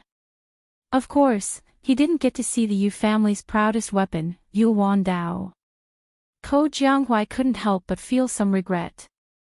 One had to know that when Ko Jianghuai was studying at the Shangyin Academy, he had spent countless nights reading through great ancestor Gu's theory of war and deducing the classic battles created by Zhou Kong, He Zhonghu, Qin Yinxue, and the others. It was soul-stirring, enough to go with wine. Ko Jianghuai saw that there were 20 to 30 generals standing behind them. Most of them were relatively young, around 34 years old. They should be the high-ranking military officers with real power after Beiliang's reform. For some reason, Ko Jianghuai couldn't help but stand up and salute these people with cupped fists. He Zhonghu was the first to return the salute. After that, everyone else also smiled and cupped their fists. Ko Jianghuai inadvertently discovered that even a scholar like Tian Peifang didn't hesitate when he cupped his fists with the generals. Then, everyone went up the building and looked down at the city. As time passed, they gradually dispersed. By noon, only Su Fengnian, Su Beiji, and Ko Jianghuai were left, as well as the two young tiger Kuei that were jumping around Su Fengnian. In the end, Su Beiji also went out of the building to Song Dongming's half-waist official residence to discuss matters. Ko Jianghuai, who had nothing to do, also followed him down the mountain and went to the tide listening pavilion to enjoy the scenery. Su Fengnian was waiting for a group of people in the building. There were 5 of them, Su Yanbing, a family of 3, and a Beimang youth. Su Fengnian looked at the Beimang martial grandmaster who already looked like a commoner from Liang. His expression was complicated, and he said, "It really is you." It was the middle-aged man from Huyan Temple. He grinned and didn't say anything. His daughter, on the other hand, opened her eyes wide and stared hard at Su Fengnian, the young master she had appointed as her master. She raised her little head and stared at him for a long time, seemingly disappointed. She sighed like an old man and muttered, "So he's just like my father. He doesn't seem very powerful." Su Yanbing said calmly, "We fought twice, and there was no clear victor. For the last battle, neither he nor I were in a hurry." Su Fengnian felt as if a heavy burden had been lifted off his shoulders. He smiled and said, "There's no need to be in a hurry." Su Fengnian looked at Tai Mudai, who was often mentioned in the spies of the Fu Shui chamber. He looked at the ordinary sword at his waist and said with a Beimang accent, "Good sword." Tai Mudai thought it was just a polite remark and only nodded with a cold face. However, this young man's expression was still somewhat uneasy. After all, this vassal king with the strongest military force in the Liang dynasty was not only the mortal enemy of Beimang, but also the martial grandmaster who had defeated Wang Xinji of Wuwu City. In the corridor outside the building, Huyan Temple supported his daughter and let her stand on the railing. When Su Fengnian saw a figure, he said goodbye and went downstairs. Su Weisheng sat in his wheelchair and glanced at the people upstairs. He said softly, 10 days ago, Shishu sent a message to Wutongyan, asking you to go to the border of Lingzhou. I ignored it." Su Fengnian frowned and said, "He wants to see me." Su Weisheng said calmly, "Right now, he, Xia Guining, and the girl from the Spring Invitation Cottage have entered Lingzhou. He said he will wait for you at the border between Lingzhou and Liangzhou." Su Fengnian smiled and said, "Then let's meet." Su Weisheng nodded and said, "Bring Uncle Su and Tantai Pingjing. If Huyan Temple is willing to go with us, that would be the best." Su Fengnian nodded and said, During the Qingming festival of the second year of Xiangfu, at dusk, tens of thousands of people were dressed in mourning clothes at the back of Mount Qingliang. The king of Beiliang, Su Fengnian, led nearly 100 civil and military officials, and offered wine to the Longxiang army who died in Lu province, the Serenity cavalry who died in Ji Bay and outside Huluku, the border army who died in Huluku, and the border army who died in Huluku. In the Forest of Steels, there were 300,000 nameless steels, and 36,872 names were written on them.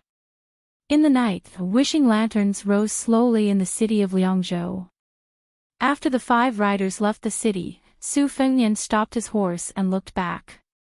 He took off his wine pot and drank a mouthful.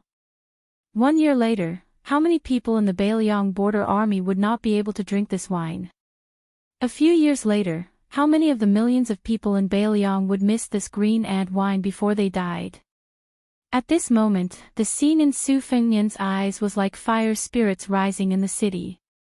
Chapter 1433.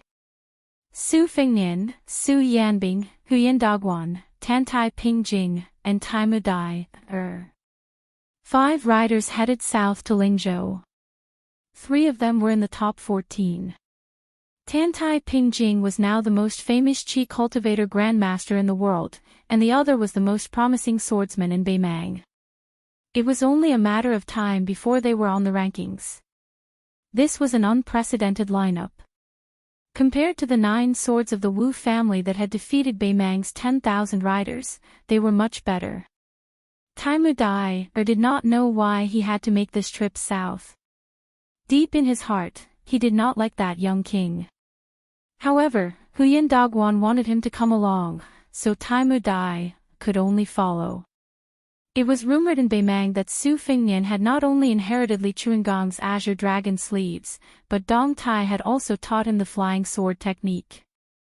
Although Su Fingnian was used to showing people his sword, Taimu Dai did not doubt that if Su Fingnian really used a sword, he would not be his match. Taimu Dai was silent along the way. There were many times when he wanted to ask Huyan Dagwan, who was not willing to admit to being his master, if he could surpass Su Fingnian in swordsmanship. Taimu Dai did not realize that he, who had little desire to win since he started practicing swordsmanship, was different now. The 5 riders galloped along the Lingzhou post house known as Jiangnan. Taimu Dai had been carefully observing Su Fingnian's words and actions. It was not that he did not find any clues. For example, although Su Fingnian wore his cold sword on his left waist, this king of Beiliang was actually secretly left-handed. When he fought an enemy, whether he wielded his sword in his right hand or his left hand would make a huge difference. Then there was Su Fingnian. Although his qi seemed to be flowing slowly and dry like it was dry season, the water surface was very shallow, almost reaching the bottom. However, Taimu Dai knew that if his qi was flowing like a river during flood season and looked fierce, then Su Fingnian was the Guangling River in Liyang. The more dry it was, the more lofty it was. The depth and width of the river was terrifying. The 5 riders stopped at the northernmost part of Lingzhou and turned off the post house. They followed a small path and turned into a mountain range. On the mountain path, there were many strong Liang men under the protection of Beiliang's soldiers, carrying stone and stone slabs out of the mountains. Under the protection of the Beiliang soldiers. The person leading the way for the 5 riders was a spy from the Fushui chamber who had been waiting at the entrance to the mountain for a long time. He was a middle-aged man with an ordinary appearance. He did not have the shrewdness that a spy should have. He gave off the rough aura of someone who lived close to the mountains. The man's surname was Liu, and he was a small spy leader in the second-class branch of Wuxia society. He only knew that he was going to pick someone up, but he didn't tell him who he was going to pick up. When he met the 5 riders with different accents, the spy wasn't sure where they came from. However, since the leader of Lingzhou's spies, the first-class branch of Wuxia society, had said a few harsh words for the first time, he carefully accompanied the 5 riders into the mountain. Along the way, the man carefully explained the history of the quarry to them. He said that the place was called Jianyu Mountain in the local area, but the scholars of Lingzhou liked to call it Diyu Paradise. Ever since the Great Feng dynasty established the protectorate of the western regions further west of Beiliang, most of the stone used to build the military towns in Qingcang Linyao was cut from this place. Later on, it was the same for the construction of the prince's manor on Mount Qingliang. It was even more so for the construction of Huda City, which took 6 years at the border of Liangzhou. In the end, Su Fingnian and the other 4 had no choice but to lead their horses forward. They came to the top of a mountain and looked down at the mountain range. After the beginning of spring, the scenery was lush and verdant. However, as far as their eyes could see, it was as if the peak under their feet had long been an empty shell. Ever since the Great Feng dynasty, after nearly 500 years of stone mining, this Diyu Paradise, which was one of the 36 blessings of Taoism, had truly become a paradise in name. It was made up of 16 large caves and nearly 1,000 caves. Looking down from the side peaks, the winding plank paths climbed all over the mountain range. On the main peak, there were occasional Taoist temples with flying eaves hidden in a cage of greenery. Day after day, year after year, tens of thousands of stone miners in Beiliang worked hard to make a living here, while people who sought immortality were born here to cultivate Taoism. Su Fingnian stood on the top of the mountain and was lost in thought. Diyu Paradise had been brightly lit since the beginning of the year. It had welcomed the peak of stone mining. Because of this, even the Daoist priests in the temples who usually did not care about worldly affairs could not sit still. They were afraid that the young vassal king would be determined to completely empty the entire mountain range. When that time came, where would they find a paradise? On the eve of the Qingming festival, 3 elderly Daoist priests jointly visited the Lingzhou provincial governor's manor. They tactfully raised objections to Su Beiji. They even did not hesitate to use the reason that this move would harm Beiliang's foundation and fate. Su Beiji treated them with courtesy, but the government still carried on with the stone mining as usual. As the main culprit, Su Fengnian certainly knew the secret. He spread the word that another Buddhist city would be built behind the third line of defense at the heavy tomb. It would only take 3 years. The administrator Li Gongde and a Mahist master would be the supervisor. Su Fengnian would personally be the deputy supervisor. The new unnamed city would be built facing the Songshan mountain. Its scale would be even bigger than Huda's city. When the time came, it would become the new largest city in the northwest. Would the city be built? Of course, Su Fengnian wanted to tell Beimang, Baiting, and Shijing, especially Dong Zhuo, the king of the southern courtyard, that even if they succeeded in destroying Huda City, Liuya Fuling, and the heavy tomb, Beiliang still had to break through another city before they could enter Beiliang's Daoist territory. Would Beiliang's tax revenue, which was not rich to begin with, be cut off because of this? The answer was of course, but Su Fengnian was staking everything on this one throw. In the entire Liangzhou, other than the 3 border armies and the army guarding the pass, everyone else had to rush to the Songshan mountain area to contribute to the construction of the new city. All of this was actually a cover for the final battle at the mouth of the Calabash a year later. Su Fengnian had to force Beimang to have no choice but to focus on Liangzhou's front line. To this end, Su Fengnian and Chu Lushan even discussed a desperate plan where Liangzhou would win and Liuzhou would lose. This was because Liuzhou only had meaning if they won or lost. In a stalemate, Liuzhou had no strategic value. Of course, even if Liuzhou lost, it would only allow Beimang and Lu Gui to win. If it was a Pyrrhic victory, then Ko Jianghuai would become an important chess piece. It was precisely because of Ko Jianghuai's arrival that Chu Lushan came up with the idea of being even more ruthless to the enemy than to himself. Then, Su Fengnian agreed. This meant that the 30,000 Longxiang soldiers, the 3 towns of Liuzhou and Qingcang, and the 100,000 refugees who had not yet moved into Beiliang would definitely be in danger. And Su Fengnian's younger brother, Su Longxiang, would be the first to bear the brunt of this.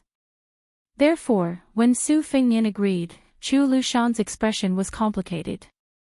Later, in Wutong and on Mount Qingliang, Su Weisheng did not treat Su Fengnian well. This was probably because she was conflicted about Su Fengnian's decision.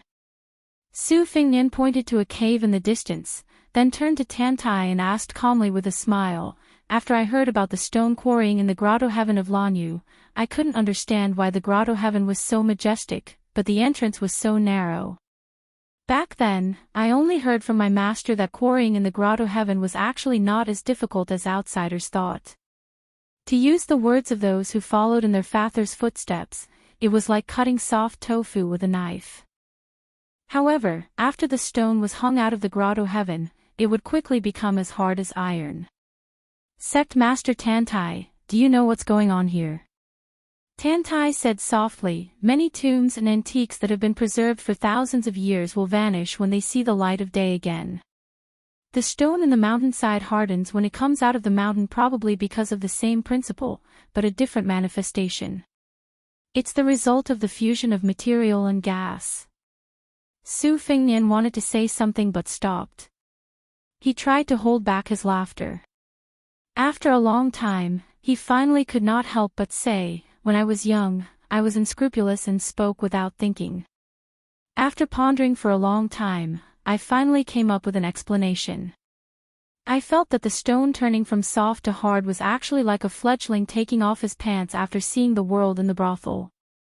As a result, I went to Tide Listening Pavilion and was punished by my master to copy tens of thousands of words of the sage's classics.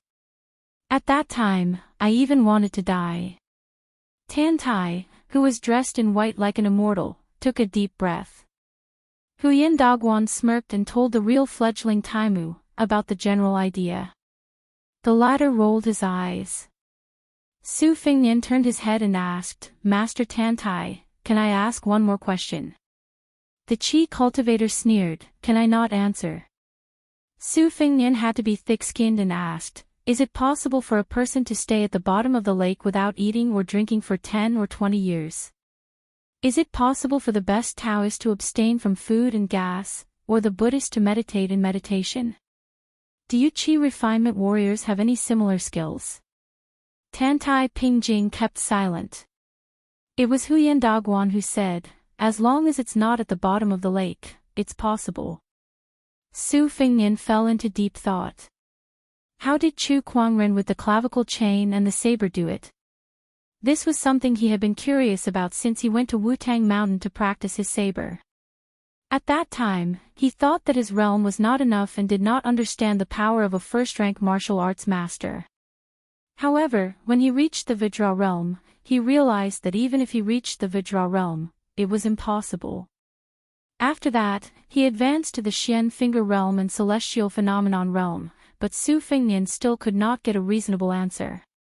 Later, when Gao Shulu was unsealed and they fought, he achieved the celestial body.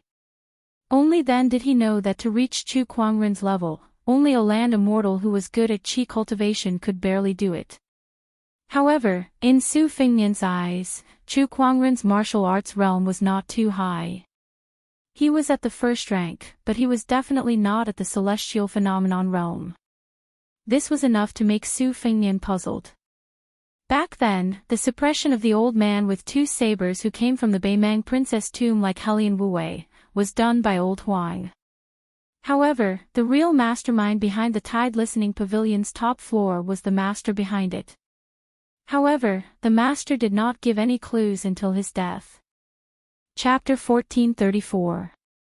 Su Fingnian suddenly lamented, the wise man devises his strategies, the brave man exerts his strength, the benevolent man spreads his benefits, and the faithful man is loyal. The civil and military struggle, the monarch and his subjects live in harmony, and he can rule with his head bowed. Rule with his head bowed, it sounds easy, but in the past dynasties, except for those emperors who enjoyed the peace of the world, they wanted to expand their territory in prosperous times, but in troubled times, they wanted to protect their ancestral lands. Taking a step back, if both civil and military are used, then who is the wise man scheming for? Is it for the monarch or the people? Isn't Zhang Julu's death the price for the nobility of the people and the monarch of the people? If the brave man exerts his strength, will he be greedy? A man who is never content is like a snake trying to swallow an elephant. Will he be addicted to sitting on the dragon throne? The benevolent man nurtures his hopes, and the mud and sand go down together. Is he fishing for fame? For example, like this old man of the Song family, who steals copies of memorials to the imperial calendar in order to leave his name in history. If the faithful man is loyal, will there be officials who are foolishly loyal and actually bring disaster to the country? Su Fingnian mocked himself, who doesn't want to be an emperor? When I was young, I often thought that other than the dream of being a hero, which is now gone, the next dream was to be an emperor. Once I had the power of the dynasty in my hands, I could kill all the eyesores in the world, and all the women in the world would be mine. How refreshing would that be? However, as time passed, I realized that being an emperor really wasn't easy. Zhao Zhuan's grandfather wanted to kill Su Shao. Zhao Zhuan's father killed the Han family of Ji province, and before he died, he had to kill Zhang Julu before he could rest in peace. Zhao Dun and Li Yang didn't accept Li Xiaoxin's new calendar from the two Zen temples, and didn't choose to let the world have 60 more years of peace. Instead, they let the descendants of the Zhao family have a few more years of imperial power. I think it was also at that moment that Zhao Dun and Zhang Julu, a pair of wise monarchs and famous officials who could have been immortalized through the ages, began to truly part ways. Only then could Zhang Julu make up his mind to seek death, and Zhao Dun forced himself to let Bai Yan die. I ask myself, if one day I finally become the emperor, would I feel more and more guilty when faced with so many choices? Would they kill Su Beiji, Chen Shiliang, Chu Lushan, and Yuan Zuozong? Would they break up the Beiliang frontier army and let the old men who wanted to die on the backs of the horses beyond the Great Wall die on their beds in the misty central plains? In the future, the sons and grandsons of Su Fengnian, will the men fight with each other for a seat? When they are young, they will make solemn vows and talk cheerfully, but when they are older, they will hide daggers behind their smiles and turn against each other. Will women marry people they don't even love? Su Fengnian looked at Su Yanbing and asked with a smile, "Uncle Su, is this considered soft-heartedness?" Su Yanbing nodded, but said, "There is a saying that soft-heartedness doesn't lead an army, but it doesn't mean that those who lead an army have to have a heart of stone." The four great generals of the spring and autumn period who are equally famous as the great general, whether it's Yi Baikue or Gu Jiantang, are usually very amiable and approachable when leading an army. Training an army for 1,000 days to use it for a single day. The time when one is truly ruthless and merciless is when one uses the army. On this point, Chu Lushan did very well. Su Fengnian gently looked to the south. Over there was someone who did even better than Chu Lushan. The five of them led their horses down the mountain. The spy surnamed Lu, who had been standing far away from them, continued to lead the way. At the foot of the mountain, they happened to run into a large group of quarrymen who had come out of the depths of the mountain. The mountain path paved with crushed stone was only wide enough for 3 or 4 people to walk side by side. The smaller stones were tied up in layers on wheelbarrows and transported out of the mountain. The larger stones were placed on donkey carts and ox carts. There were also many quarrymen carrying stones in groups. Compared to Nanzhao's red sandalwood, which was worth an inch of gold and could be transported by river, the transportation of stone was even more clumsy. When Su Fengnian was about to mount his horse and leave the mountain, he saw a white-haired but tall old quarryman who was physically exhausted. The long piece of stone on his back suddenly tilted, and the old man fell along with the stone onto the path of crushed stones. Fortunately, the old man's body was still healthy and did not hurt his muscles or bones. He sat on the ground awkwardly and smiled bitterly. A Lingzhou quarry supervisor wearing armor and carrying a sword turned a blind eye. He did not arrogantly crack his whip like the government's lackeys in Liang.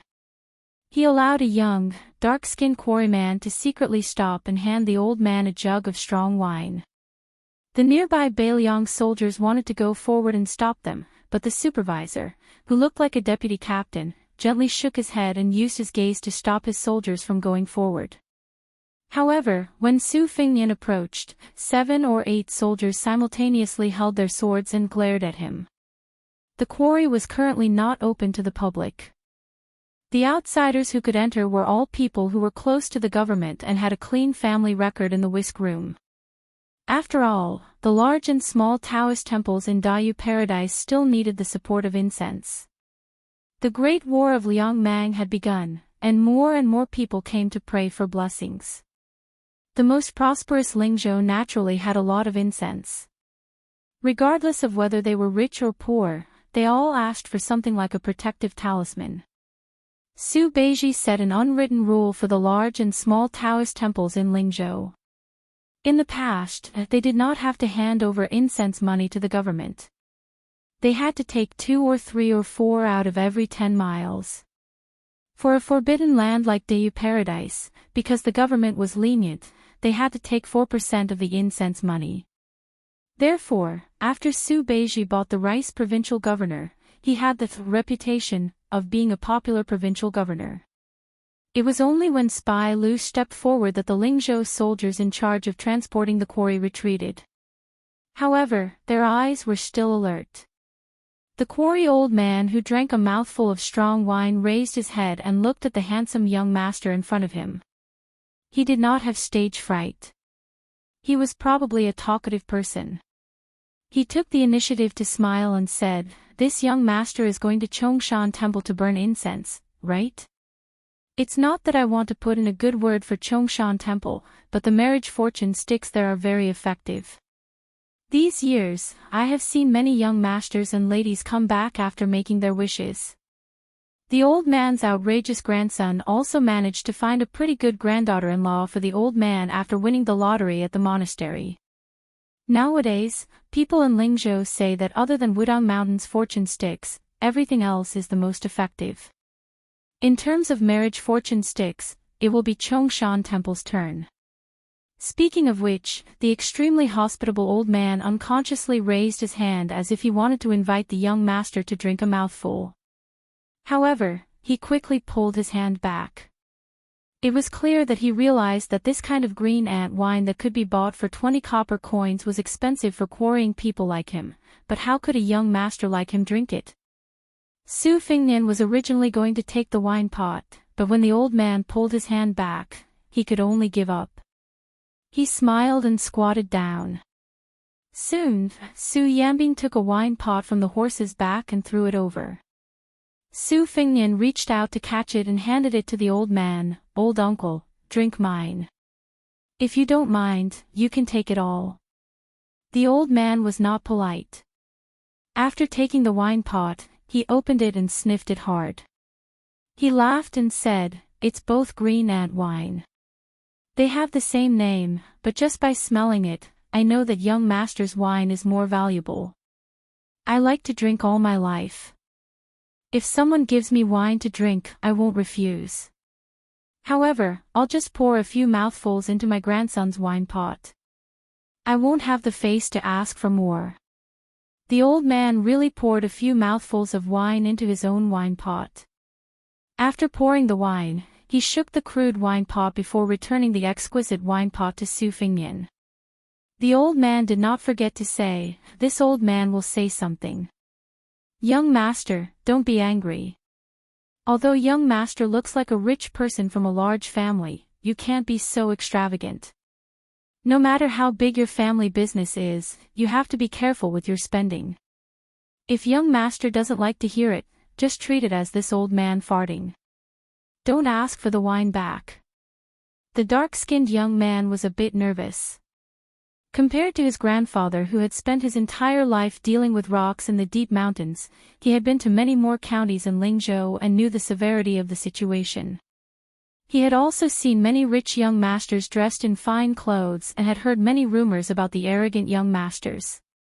Although everyone in Lingzhou knew about the embroidered roaming cavalry that had locked up many rich young masters, this young stonecutter was still quite nervous when he was in close proximity to someone of the same age who had a high family background. Su Fingnian smiled and said, "The person in charge of the family has to have a way of managing the family." "That's right, old uncle, I heard that your Big Fish Mountain quarry can only mine 80 pounds of rocks a day. Although there are 25 miles of mountain roads in 2 trips, it shouldn't be too tiring. Why does old uncle have to carry 100 pounds of rocks in one trip?" The young stonecutter did not want his grandfather to say too much to an outsider, so he reminded him, "Grandfather, we need to move." With the help of his grandson, the old man knelt down and tied the leather rope that was used to tie the rocks. After he slowly stood up, he turned his head to Su Fingnian and said with a smile, "The provincial governor did have such a rule, but young master might not know." The quarry also said that after completing a mission of 120 pounds of rocks, if you carry an extra 10 pounds of rocks, you will be rewarded 1 copper coin. This old man, my grandson, and my 2 sons, the 4 of us together can carry an extra 400 to 500 pounds. That is 40 to 50 copper coins. For our family, this is not bad. This old man still has some strength, and my sons and grandson are filial. They only let this old man carry 1 trip. Isn't this because they want to carry 20 to 30 pounds of rocks in 1 trip? It will be slower, but it will also be good to earn 2 or 3 copper coins. The government has also been very straightforward in paying the bill, so we have more motivation to work." Su Fingnian smiled and nodded. Chapter 1435. Perhaps it was because the old man had drunk a few mouthfuls of good wine and still wanted more. His smile was simple and honest. In the end, he said to Su Fengnian, however, this old man is already so old. Whether or not I earn those 2 or 3 copper coins doesn't really matter. It's just that when I heard that the prince wanted to build a large city in the north of Liangzhou to fight the Beimang barbarians, this old man thought that even though I won't have the chance to go north in this lifetime, at least I still have some strength left, so I can carry 20 to 30 caddies a day. Not only can I earn 2 or 3 copper coins, but I also feel that when the city is built in the future, perhaps the extra stones I carry will be able to block a few more arrows from the northern barbarians. When I think of this old man's heart feels comfortable. Many of the young children in the village don't quarry with their fathers anymore. They've seen the sights of many cities in Lingzhou and their hearts have grown bigger.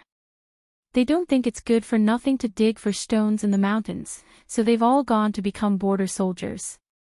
Us old men can carry several tens of thousands of caddies of stones. The sooner the city is built, the more likely they'll be able to come back for the new year. The old man suddenly paused and looked into the distant sky. He murmured softly, I heard from the officials and soldiers in the quarry that half of the 300,000 stone tablets behind the prince's house are made from the stones of our Big Fish Mountain. Those old fellows who have children in their families who joined the army all say that if there's a day when someone in their family can't come back and they want to carve their name on the tablets, then using the stone from our hometown is also good. The old man had already begun to walk forward. Suddenly, the young master of the wealthy family called out from behind him, Uncle, wait a moment. Then, the young stonemason was surprised to see that person take off his fur coat and hand it to the white-clothed woman who was as tall as a man but looked like an immortal. That person walked to his grandfather's side and untied the rope without any explanation. He carried the stone on his back. He didn't look like a young master who knew how to do rough work. Carrying over 100 caddies of stone, he was actually calm and composed. Behind that person, there were 4 people with extraordinary auras who leisurely led their horses forward. It made that person's head seem to be a bit off. What was going on? The dark-skinned young stonemason was momentarily distracted. Could it be that the hedonistic young masters of Beiliang were all so easy to talk to? On the other hand, the old stonemason was more at ease than his grandson. He lived to 70 years of age. Perhaps the more he spent time with dead things, the more he could see the black and white of people's hearts. He didn't know if the young master who gave him the wine was a good person or. The old man couldn't figure out why the young master beside him would help him carry the stone out of the mountain, and he was too lazy to think about it. It was just like the stone quarrymen of Mount Big Fish had passed down from generation to generation that there was a cave in the mountain, and there was a pond in the cave. In the pond, there was a spiritual creature that looked like a fish or a snake, waiting for the day it turned into a dragon. It was just that no one had seen it with their own eyes.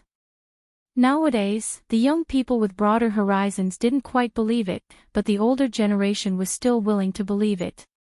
Two was two. Unfortunately, the handsome guy said that he already had a wife, which made the old woman feel very regretful. In the end, after the young man removed the stone, he said something inexplicable to the old man, saying that he would do his best.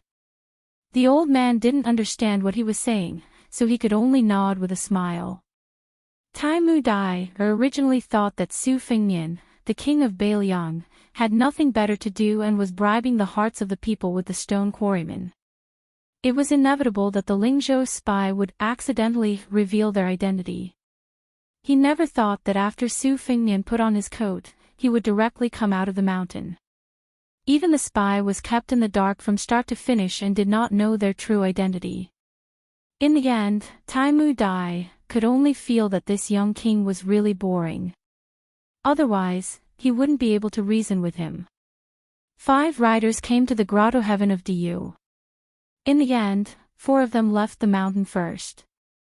The tall woman who joined forces with Su Yanbing to cause fatal trouble to Tai Mu Dai, and the others said that she wanted to go back to the mountain.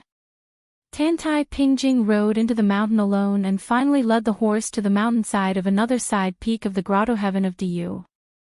However, she did not enter the cave. She stood at the entrance of the cave and waited. In the twilight, night, and dawn, she finally waited for two foreign Taoist priests. A young Taoist priest and a young Taoist priest. Their Taoist robes were obviously different from the Taoist priest of Diyu Mountain that the stone quarryman often saw. The young Taoist priest greeted Tantai Pingjing gently, "I'm Li Yufu from Wudong.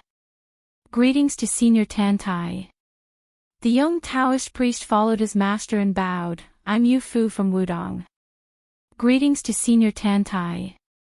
Tantai Pingjing looked at the master and disciple who walked out of Wudong Mountain and walked into the grotto heaven of Diyu Mountain. She said indifferently, "Master Li also saw the great opportunity." Li Yufu smiled and said, "I'd like to thank you for waiting." Tantai Pingjing seemed to be standing at the entrance of the cave, but in fact, she was blocking the entrance of the cave. Her tone was not very kind. "This fate first started between us. We watched the white snake transform into a flood dragon and then we watched it go upstream. Now it's us, it's him who triggered the vision." The young Taoist priest said seriously, "The great way under our feet is accessible to everyone." Tantai Pingjing looked at the child who pretended to be a master and smiled. The young Taoist priest blushed slightly when he was stared at. Soon, his momentum weakened and he whispered, "Master said so." The young Taoist priest who was the current chief of Wudong Mountain had a warm look in his eyes. He raised his hand and touched his disciple's head, "You said so." Tantai Pingjing looked at the master and disciple with a complicated look in her eyes. She concealed it and said, "Earth Lung Mountain and Guangling River. You also formed two fates, but..." Li Yufu waved his hand gently and smiled, "Master Tantai, you can rest assured. We didn't come to the grotto heaven of Diyu Mountain to fight for anything. I just wanted to take you Fu around and have a look." Tantai Pingjing shook her head and said, "You Taoists don't fight, but you fight." Chapter 1436. Tantai Pingjing looked at the young leader of Wudong who was not anxious and said slowly, "In the past, the great Qin dynasty has always advocated the same kind of celestial beings. Your Taoist sage took the lead in proposing that heaven and earth are heartless. My master once commented, the true meaning of this is that heaven and earth have no kindness or malice to people. It can be said that heaven and earth are shocking thunder. Later generations, based on their preferences, misinterpreted it as being able to become a sage and treat all things in the world as dogs. At the end of the great Qin dynasty, the Confucian sage advocated that human nature is good and that heaven and earth are connected.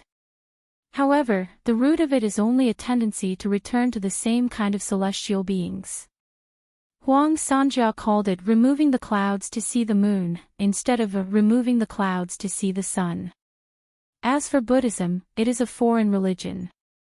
Let's not talk about it." Tantai Pingjing's eyes suddenly sharpened and stared at the leader of Wudong. "You, Li Yufu, want to make decisions for the world by your own will. Do you really dare to say that you are not wrong?" Li Yufu said calmly, "Doing things by yourself, right or wrong, is more reasonable than others asking you to do good or bad things." Li Yufu no longer looked at the leader of Guanyin sect, but looked up at the sky as if he was talking to the sky. "The living of heaven and earth are neither sad nor happy. The dead of heaven and earth are carefree. In between life and death, how can we control those that superior people, who have already transcended life and death? Born and dying in heaven and earth, we should not ask how to live forever. We should ask why we were born and how to live better. The courtesy of Confucianism, the purity of Taoism, or the mercy of Buddhism. In the 100 years of self-questioning and self-answering in this life, some people will gain and some will lose. Later generations will eventually have self-knowledge, self-respect, self-improvement, independence, and freedom. Although life is short, the noble spirit will last forever." Tantai Pingjing stared at the young Taoist who dared to ask heaven and smiled helplessly. She stepped away from the path of the cave and stepped forward to leave. It was like something, no matter how much she cherished it, if she could not own it, then she would not look at it. The little Taoist boy bowed politely to her back and said, "Thank you, senior." Tantai Pingjing looked back and asked with a smile, "Lu Dongxian. Qi Xuanjin. Hong Xixiang." The little Taoist was stunned. "Senior, my name is Yufu." Li Yufu led the little Taoist boy into the cave and lit the torch he had prepared beforehand. After walking for an hour, they arrived at a deep green pond. He placed the torch between the walls of the mountain and then took out several oil pots and an ancient oil lamp from his bag. He sat down cross-legged and bent over to light the lamp. Yufu also sat down. After waiting for a long time, the little Taoist boy did not see any movement on the mirror-like surface of the pond. He could only look at the wick and asked in puzzlement, "Master, what are we doing?" Li Yufu laughed softly, "When I'm bored, I'll recite the classics." The little Taoist boy nodded and began to recite the Pearl Sack catalog. After an hour, his mouth was really dry and he turned his head with a bitter expression. Li Yufu said softly, "Rest if you're tired." The little Taoist boy smiled happily. After that, Li Yufu refilled the oil lamp. Yufu, who had eaten some dried dates to fill his stomach, was already sleepy. Li Yufu let the child rest on his lap and slowly fell asleep.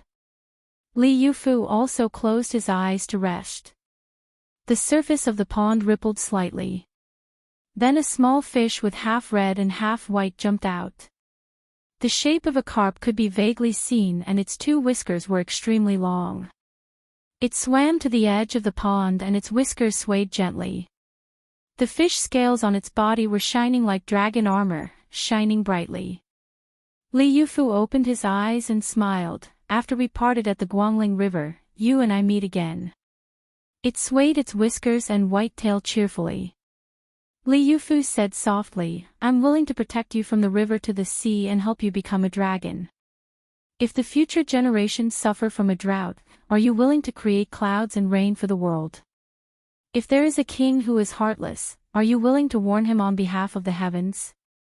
If you feel lonely, will you still not stir up trouble? If you can't overcome each other, will you live in peace with the world?" It was still and motionless. Li Yufu laughed, "As the Bailiang of the place where your dragon rises, you don't have to worry with him. The hearts of the people and the power of heaven and earth." It swayed its tail slightly and broke through the water surface, floating above the pond.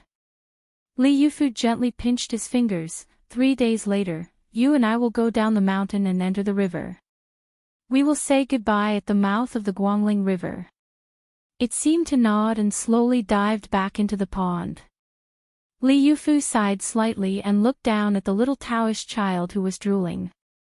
He listened to the child's vague ravings and murmured, "Youngest uncle, when you are enlightened, before Li Yufu cuts off heaven and earth, I will ask her to come back. After that, there will be no afterlife." Li Yufu closed his eyes and smiled. "In fact, if there is an afterlife, how good would it be if I could call you youngest uncle again? Unfortunately, there is no such thing."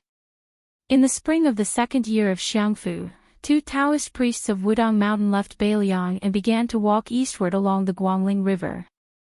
Wherever they went, there was a spring rain that was as precious as oil. When the mistress of Shishu's spring invitation cottage heard that the young vassal king's trip to Lingzhou was actually so cowardly that he had to bring several martial arts masters with him before he dared to leave Liangzhou, she sneered at him. Before they even met, she already looked down on the young man with the surname Su. Naturally, she felt more and more resentful towards the man beside her who rode into Shu alone. However, when she accompanied 2 of the most legendary men in the world and saw the 5 riders appear in her sight with her own eyes, there was no reason for this woman to recognize that person at first glance. At that time, she knew that the young man seemed to be really qualified to let the current king of Shu return to Lingzhou. He was qualified to let Mr. Xie go to Shu to catch a dragon and raise a dragon to deal with him. Of course, she also hated that guy called Su Fengnian more and more. However, the beautiful Xie, who had been on the Rouge reviews twice, was not only disgusted, but she even had the intention to kill.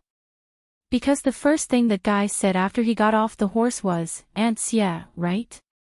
Why didn't you bring the child with you to Lingzhou? The red packet is already prepared." Chapter 1437. Compared to the two prefectures where the smoke of war was imminent, Lingzhou, which was the backyard of northern Liang, still had many handsome men and beautiful women going for a walk in the spring. Many young children in the city were happily flying kites, and the children of the wealthy would string colorful lanterns on the kite string. For example, near their courtyard, there were no less than 10 kites flying in the sky. The children's laughter unknowingly diluted the tense atmosphere after the two groups of people met. However, Su Fengnian's unexpected opening speech seemed to spoil the mood a bit. As the most beautiful woman in Western Shu in the past 20 years, Xia of the Spring Invitation Cottage had entered the Rouge Review at the age of 14. She was known for her skin as white as mutton fat jade and her hands as soft as lotus buds. 10 years later, she won the Rouge Review for a second time. Although her real age was 26, it was not an exaggeration to say that she was a 16-year-old beauty. Xia's figure was like most women in Shu. She was thin and delicate with an extremely thin waist. Xia's skin was especially white. No wonder she had the nickname of the Moon Palace Fairy. Many men in Shu dreamed of her. Su Fengnian was far away in Beiliang. He heard that the Western Shu administrator had been coveting her for a long time. If Qin Jibao had not been the vassal of Western Shu and became the guest of honor of the Spring Invitation Cottage, Xia Lingzhen would have become a caged sparrow in the administrator's mansion after she died at the hands of Su Fengnian by the Spring God Lake. After Su Fengnian teased him, he led the horse forward. He did not immediately look at the man in white standing in the middle of the three people at the door. Instead, he looked at Xia Guining, who looked like a middle-aged Confucian scholar. His courtesy name was Shu Yang, and his nickname was Flying Fish. He and Li Shan were once called Northern Xia, Southern Li. They commented on each other's romantic life. Of course, what interested Su Fengnian the most was not this person's extravagance in catching and raising real dragons, but his identity as the father of White Fox.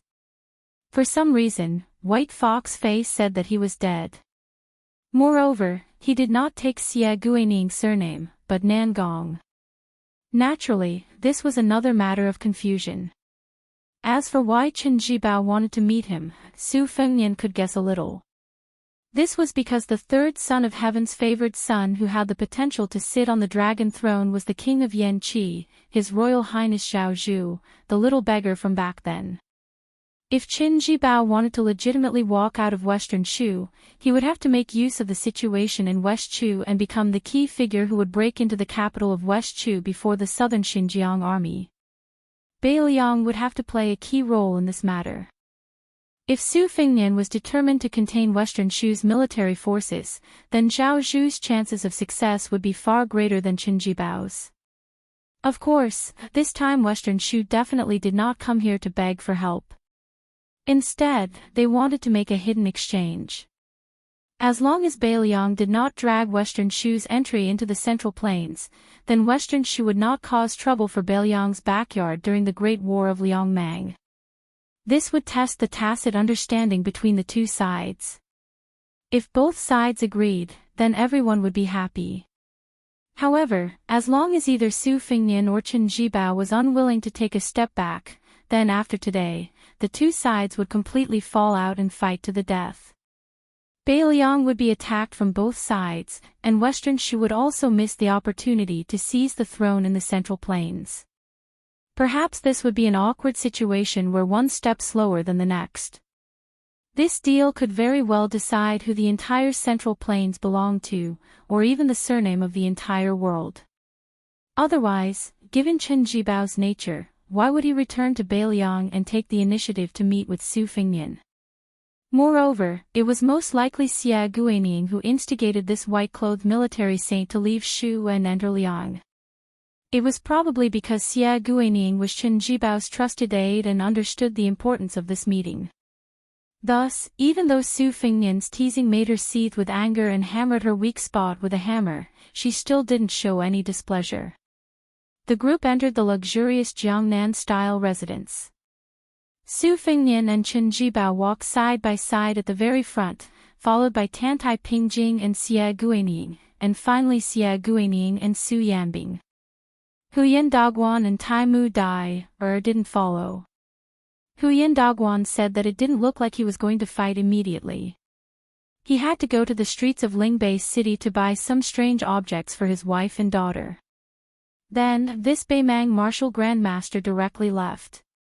In reality, on this trip to Lingzhou, Huyan Dagwan had already made it clear to Su Fengnian on Mount Qingliang that he wouldn't help Beiliang kill anyone. However, if Su Fengnian's life was in danger, he would step in to save him. Su Fengnian naturally wouldn't ask for anything. For a martial artist like Huyan Dagwan, who was extremely close to Wang Xianji's realm, unless it was someone like Su Yanbing and Chao Chongqing who had too many things that they couldn't let go of, no one would care about the world. For example, although Dong Tai was a relative of Su Fengnian, he was also unwilling and disdained to care about the trend of the battle between Liang Mang and Liang Mang. It was the same for Sui Xiegu. The reason why he stayed in Beiliang was probably because he wanted to occasionally show his face to Tantai Pingjing and get scolded. Putting aside the weak Xia Guining, on Beiliang's side, there was Su Fengnian whose realm was damaged, Su Yanbing who was half a step away, and the number 1 Qi cultivator, Tantai Pingjing. On Shishu's side, there was Chen Jibao who was uncertain whether he had already transcended mortality and entered the divine realm, and Xia Guining who was ranked first on the Immortal land painting. They should be evenly matched. The 6 people sat down in the quiet courtyard. As a woman who had been on the ranking list twice, Xia Guining really had too many praiseworthy, unique skills. Among them, the tea she made was called Yuhua tea. Xia Guining's hands had the reputation of lotus buds, and she was proficient in the tea ceremony. Countless Taoist immortals in Shu praised her tea as neutral and clean, with high charm and tranquility. When you drink it, the wind blows in your armpits, as if you have become a feather and fly. The tea leaves that Xia Guining used to make the tea now were the number 1 treasure of Mount Fire, the Priming Spring Tea. The tea utensils and tea sets that she brought from the Spring Invitation Cottage were scattered, and there were as many as 18 of them. They must be the set of priceless 18 scholars. Even Su Fengnian had to admit that the tea made by this Western Shu woman in front of him was indeed pleasing to the eye. Her every movement was graceful, and most importantly, it contained a kind of meditative and forgetful feeling. No wonder the Western Shu Taoists praised her so much. Xia Guining was the first to drink a mouthful of tea. After putting down the cup, she was the first to break the silence. Without any superficial pleasantries, she went straight to the point. Chao Chongqing is well aware that if West Chu wants to attack Tai and city in one go, they cannot lose a single battle. Otherwise, the entire Guangling Road situation will rapidly take a turn for the worse. At present, the Mo sword formation, which was born out of the great halberd warriors, has already surfaced. Several of the main forces of field battle cavalry have also appeared. Excluding the Navy's 60,000 soldiers, West Chu has 170,000 soldiers on land. On the surface, they can be considered to be evenly matched with the Imperial Army led by Lu Xingxiang in the north and the 100,000 soldiers in the south. However, war has never been a battle of numbers on paper. Zhao Bing's army in the south is overall far more powerful than West Chu. Chapter 1438. Su Fengnian took a sip of tea. It was refreshing. His fingers swirled the rim of the cup and he said with a smile, "The situation is still equal. Chao Chongqing's navy will definitely swallow up Prince Guangling Zhao Yi's navy. After they merge, the Guangling River with the Guangling Navy will block the advance of the southern border army to a great extent. Xia has West Chu's 170,000. Against the inferior Lu Xingxiang, they have a great chance of victory. After that, it would depend on whether or not the Qing province navy could help the southern border's army cross that natural moat. Otherwise, Chao Zhangqing would fight his way all the way to Grand Peace City, and Gu Jintang's two vast border armies would also take advantage of the situation and head south. This was also the reason why the imperial decree of peace allowed northern Mang's two easternmost generals to hold their bowls, and why they had to feign weakness in front of Ji Bei's Yuan Tingshan. In this kind of rapid development, other than Gu Jiantang, the other factions are distant water that cannot quench the immediate thirst in the eyes of the court. Xia Guining seemed to have a card up his sleeve. He shook his head and said, "The Qingzhou navy may not be unable to fight. Lu Xingxiang is not ordinary." Su Fengnian looked at the middle-aged man with white hair on his temples. For a moment, his mind wandered. He was indeed the father of White Fox Face. He was already so old, but he was still able to move the hearts of women. In terms of aura, it seemed that only big officer Chao Chongqing could compete with him. It was not a lie to say that one had a scholarly aura. On the other hand, those true Jianghu people, the old man with the sheepskin fur coat, Dong Tai, and Huyan Dogwan, were worlds apart. Of course, when old Manly was young, he was invincible in both sword and person. Xia Guo laughed involuntarily at this young vassal king who was distracted. He glanced at the calm white-robed man next to him and thought, no wonder Zhao Chongling had chosen him, who was surnamed Chen, and not His Royal Highness, who was surnamed Su. Su Fengnian smiled apologetically and then asked curiously, "It is not strange that Mr. Xia has long made plans in the Qingzhou Navy. However, if I remember correctly, when Lu Xingxiang left the Guangling Springs Snow Building, it was Yuan Benshi who instructed him to do so. When the time comes, will he agree to give up the merit of entering and leaving the city? That means whether or not Lu Xingxiang can be promoted from Great General Li Yang to Minister of War. After all, in the future dynasty, Great General is just a nicer name. Ministers with real power are the most popular." Xia Guining smiled and asked, "Even if Lu Xingxiang wants to be the king of Beiliang who established the Central Plains, can he do it just because he wants to? What's more, today is different from the past. Even if he successfully besieges the city, he still needs to be busy fighting with that young heir of the southern border." Xia is keenly aware of the man she admires, and he frowns quietly. She could forget herself when making tea, but she could not forget him. Most women in the world were like this. No matter how otherworldly they were, there would always be a man who would bring them back to the world, and they would be willing to cook for him. Su Fengnian laughed softly and said, "In that case, the previous emperor Zhao Dun died early.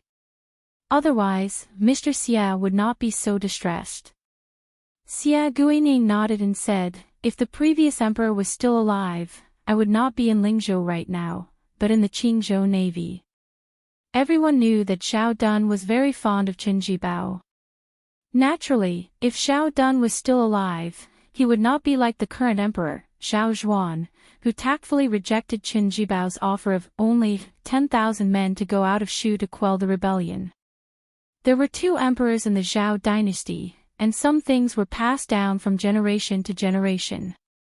For example, Zhao Zhuan treated Beiliang the same way as the previous emperor, which was to exhaust Beiliang's military power as much as possible without affecting the stability of the Central Plains. Otherwise, as long as the Su family of Beiliang was still around, removing the vassals would be a big joke. But some things had quietly changed, such as his attitude towards Qin Jibao, the Prince of Shu. Zhao Dun trusted and admired Qin Jibao almost to the point of being paranoid. As a self-proclaimed enlightened emperor, he was incomparably intoxicated by the feeling of, "The country has no equal capable generals who are willing to serve me." On the other hand, Zhao Zhuan's attitude turned into fear and suspicion. Xia Guining, who had been speaking warmly like an old friend, shook his head and refused to continue pouring tea. His aura changed abruptly, and his tone turned cold. "Previously, the king of Shu and I had deduced the situation of Beiliang. If we evaluated you as an ordinary official, you would only be below average. If you had built a big city south of North Zhongzhong in Liangzhou, you wouldn't even be below average. Su Fengnian smiled and did not say anything. Xia Guining continued, Beiliang's best plan is to rely on more than 100,000 of the world's most elite field cavalry to succeed in one battle. Su Fengnian asked calmly, Mr. Xia, do you mean to let Beimang's million troops stationed north of Hudi's city in Liangzhou and reenact the Battle of West Rampart? Xia Guining smiled and did not say anything. Xia Guining, who acted as the icing on the cake, was a little surprised.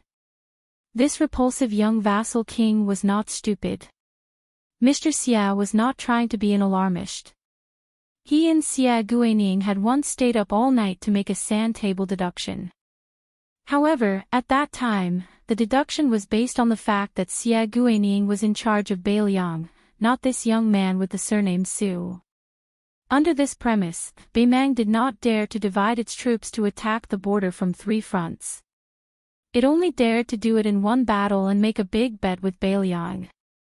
To be precise, it was with him and Chen Jibao, who was standing next to Xia Guining. Mr. Xia acted as Dongzhua, and Chen Jibao acted as the defender of Beiliang.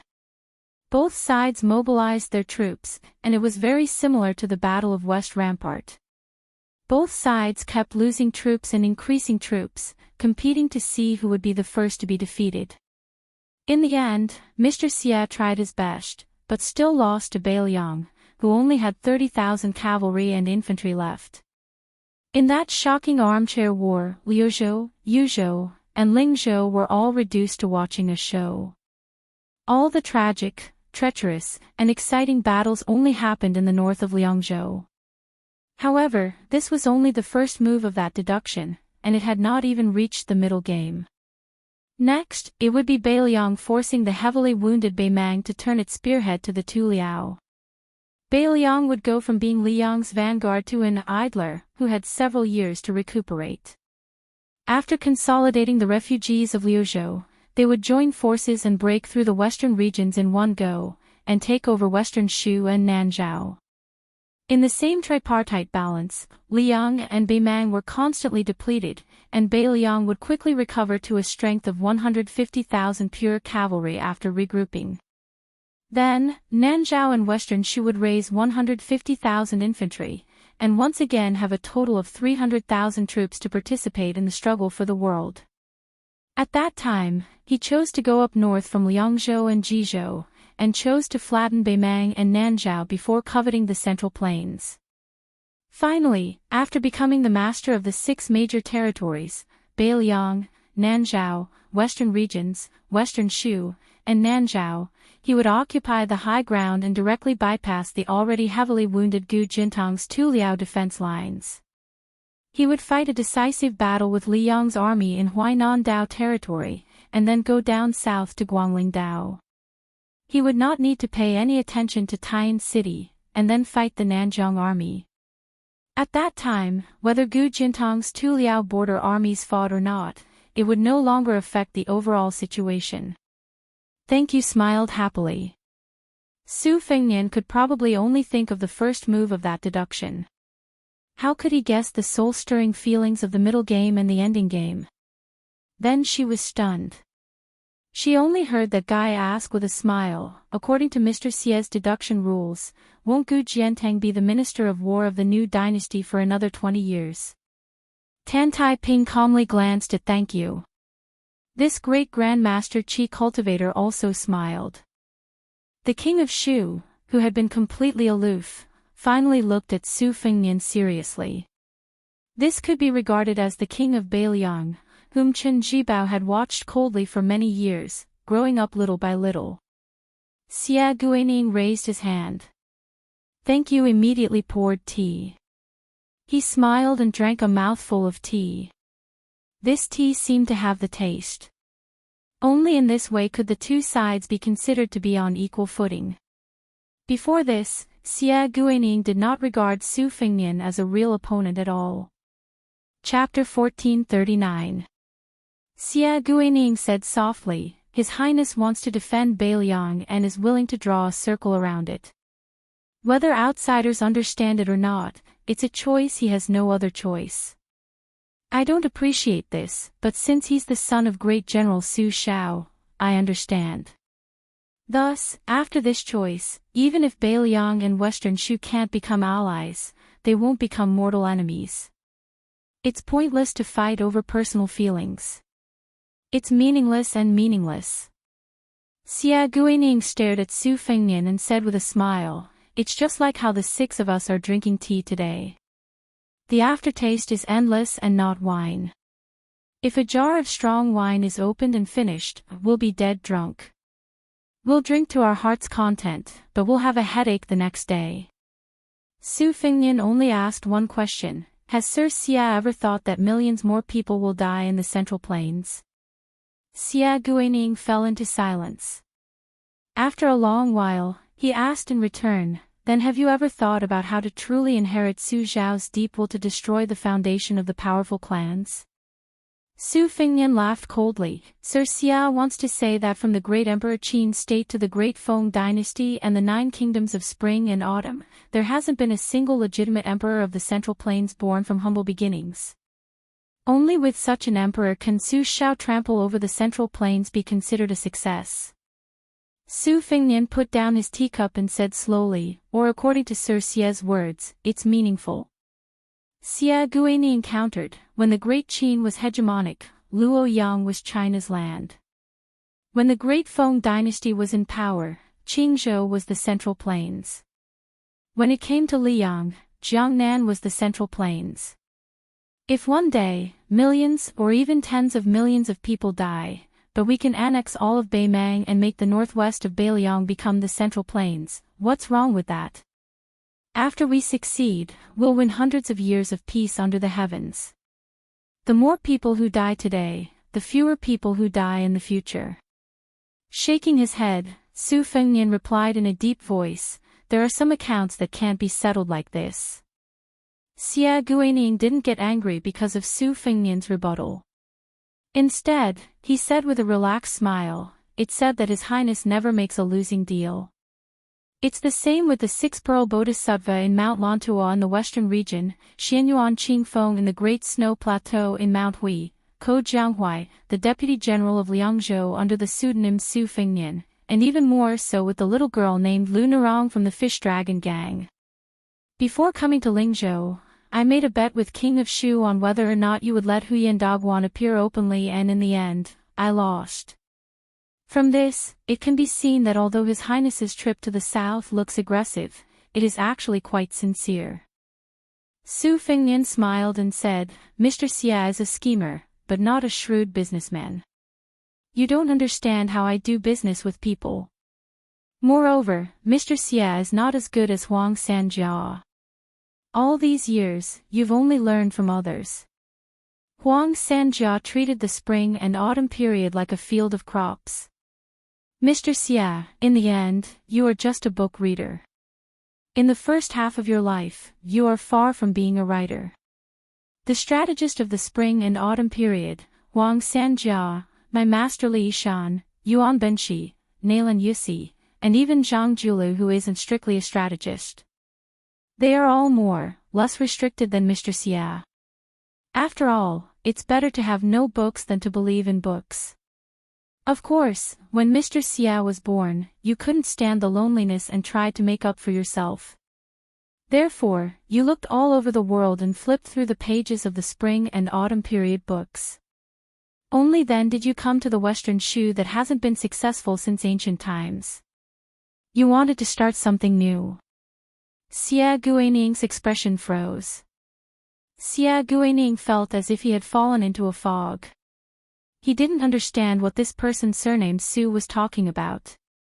Why would Mr. Xia, who was good at maintaining his composure, get angry? Su Fengnian suddenly turned to look at her and asked with a naughty smile, "Aunt Xia, you don't understand, right?" Xia Guining's chest suddenly felt stuffy and short of breath. Tantai Pingjing smiled knowingly. As the person best at observing energy in the world, she only needed a few clues to find the secrets of the heavens. For example, Huang Sanjia's identity as a writer and Xia Guaning's responsibility as an endorser. Huang Sanjia did not change the overall situation, but changed the small details.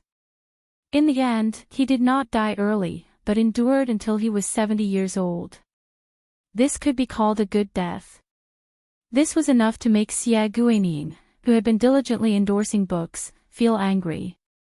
It was like two examinees in the same year. One had used a loophole in the imperial examinations to easily become a jinsher, while the other had taken the exam and thought they were of equal talent. How could he not be angry? Now, there was another chance in front of him. So the latter wanted to fight. He didn't just want to beat Huang Sanjia, he wanted to beat Sun Ping, Yuan Benshi, Li Shan, Nalan Yisi, and Zhao Chongling. He wanted to win with a clear conscience. Saint stood at 30, did not have doubts at 40, knew destiny at 50, listened to at 60, did as the heart wished at 70, and did not overstep the rules. The reason that Tantai Pingjing had left Liangzhou to Lingzhou was because she and Xia Guaning, who was half a peer, were on the opposite side. She thought that Xia Guaning's actions were overstepping the rules. As to Xia Guaning's capture of the Western Shu Serpent Dragon, that was just a subtle sign that the two would part ways. However, she had not expected this day to come so quickly. Xia Guaning, who had been exposed, laughed and said in a casual tone, "Wang Yi says Zhao Dun died early. I want to say Zhao Chongling died early." He added, "Li Shan died late." Su Fengnian said expressionlessly, "As strategists, Yuan Benshi died late." Xia Guaning looked at this young person and laughed. He asked, "Then dare I ask, did I also die late?" Su Fengnian did not speak, but Su Yanbing and Tantai Pingjing stood up at the same time. Xia Guaning did not fear this tense atmosphere at all. Instead, she felt the pleasure of wanting to see the world in chaos. As to her own life, she did not care about it. Also, she did not feel that standing next to him, she would be in danger. She had missed this man spring and autumn. She did not want to miss any of his games to fight for the world. Xia Guaning thought that Su Yanbing and the master of the Guanyin sect of the South Sea would fight. She guessed wrong again today. Tantai Pingjing, who was also a woman, looked at her like she was an idiot and asked, "Wait here for death?" Xia Guaning was about to speak when she was carried out of the courtyard by the tall woman in white like a chicken. What shocked Xia Guaning even more was that the person who left with them, and the person who should have stayed in the courtyard for that family. Su Yanbing, who was supposed to be their helper. Could it be that the one surnamed Su wanted to fight one against two? Was he crazy? Tantai Pingjing casually threw Xia Guaning aside and looked at the courtyard. She asked, "Is there really no problem?" Su Yanbing said calmly, "The worst situation is for Huyan Dagwan to rush back." Tantai Pingjing said emotionally, "Personally, this is the worst situation, but for Beiliang, this is the worst situation." Chapter 1440. Su Yanbing nodded and did not deny it. However, he turned his head and smiled. "However, don't you think that a king of Beiliang like this will vent your anger?" Tantai Pingjing said helplessly, disregarding everything else, "The impact of this anger on the world is definitely unprecedented." Su Yanbing smiled, "The more it is like this, the more it is worth it for someone like Su Yanbing, who doesn't understand the court and doesn't understand the situation, to choose to stand in Beiliang." Xia smiled coldly and said, "A martial arts grandmaster who has dropped a lot of realms and doesn't live up to his name is showing off his bravado. Does he really think that he is invincible?" Su Yanbing, who had never argued with a woman, scolded for the first time, "What does a woman like you know?" Xia was flabbergasted. She could not argue that she actually knew nothing, right? The trip to Lingzhou this time had indeed left a shadow in the heart of this great beauty who had all the men in Shu bowing down to her. If it were not for the fact that that man was also from Beiliang, she would have cursed him for being a Beiliang barbarian.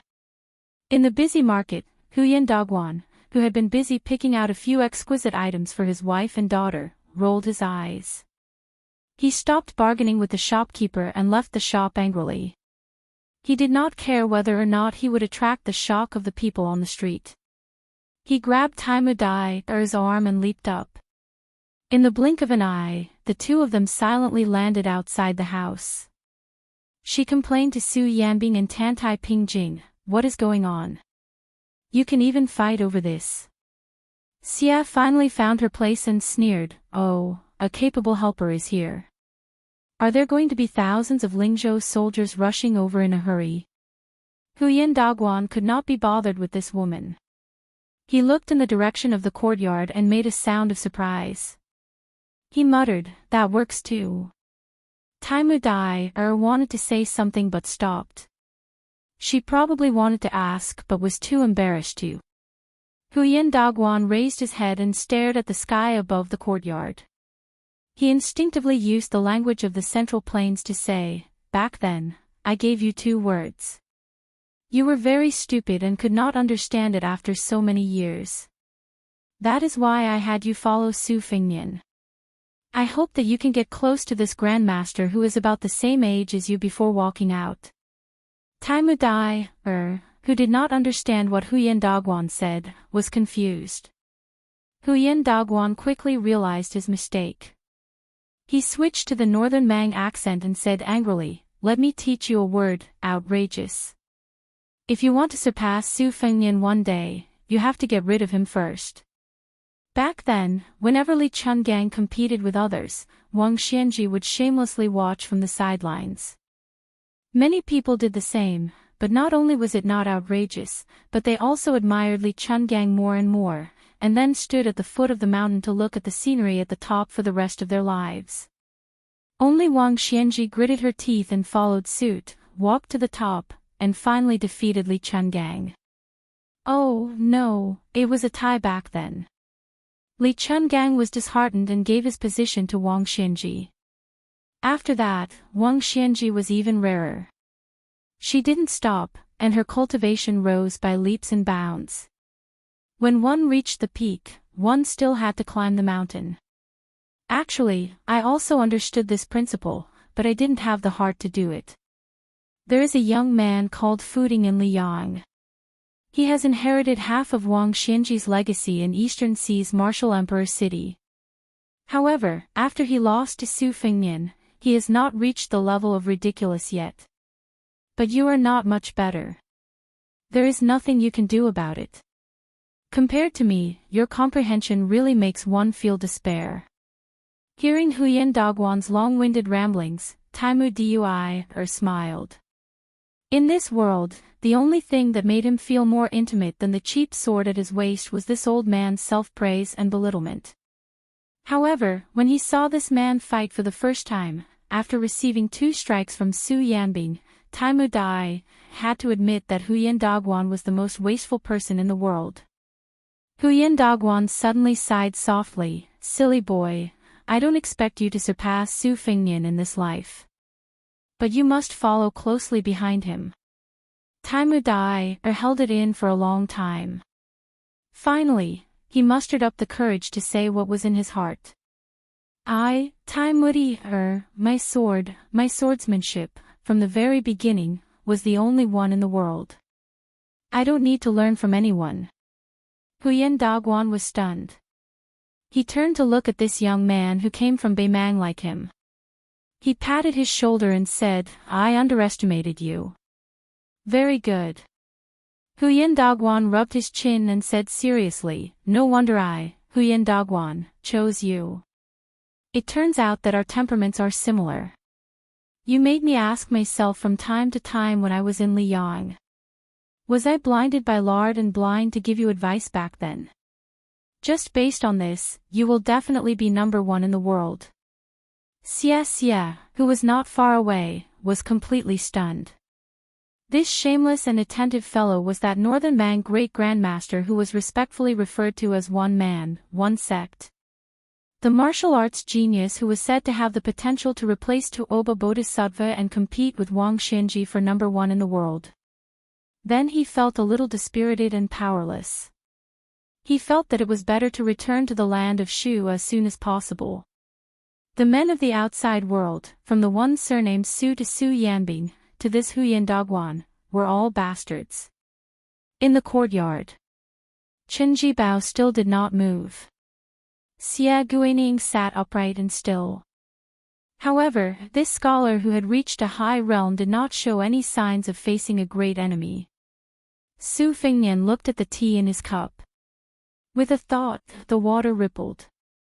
There was once a Beimang whose sword aura was close to yellow and green. He delivered more than half of his sword and 16 Buddhas were born. Su Fengnian said sarcastically, so there is such a scholar. Then, he gently raised his cup and drank the tea in one gulp. Then, Xia Guining, who could be said to have seen the vicissitudes of life, could not help but gasp in amazement when he saw this scene. Countless guests appeared out of nowhere in the courtyard. There was an old man wearing a sheepskin coat who seemed to be standing on top of a mountain and shouting, "Sword, come!" There was a middle-aged swordsman riding a donkey and holding a peach branch. His flying sword circled around him. There was a burly old man with snow-white hair standing with his hands behind his back. An old man with a pair of long eyebrows sat cross-legged and looked like he was eating a sword. There was a short old man with missing front teeth who walked with a box on his back. There were 3 Taoist priests who were different in age but had similar expressions. They stood side by side. There were 3 Wudang Taoists who wore the same Taoist robes. One of them lowered his head and frowned to interpret the lot. One of them looked at the same level and stretched out his finger to break the river. There was an old man with empty hands.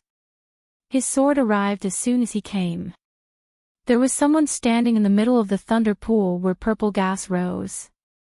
There was a talisman general in red armor who looked solemn. There was a woman in a green robe who seemed to be leaning on the railing and looking into the distance. There was a stalwart man who held a spear and faced the north. There was an old man in a python robe with his sleeves wrapped in red silk. There was a tall old man who wore a cold saber on his waist. There was a continuous stream of people appearing. The courtyard could be considered spacious.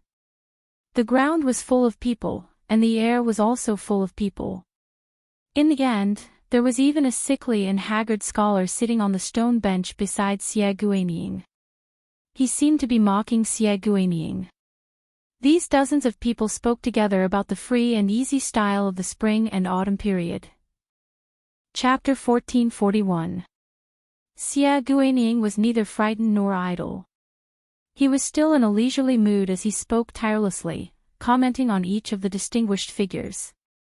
Finally, he looked sideways at the withered scholar sitting to the side.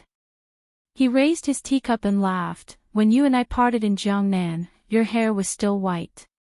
You said you would lead hundreds of old soldiers out of Liaodong to take a look at the army of the Su barbarians.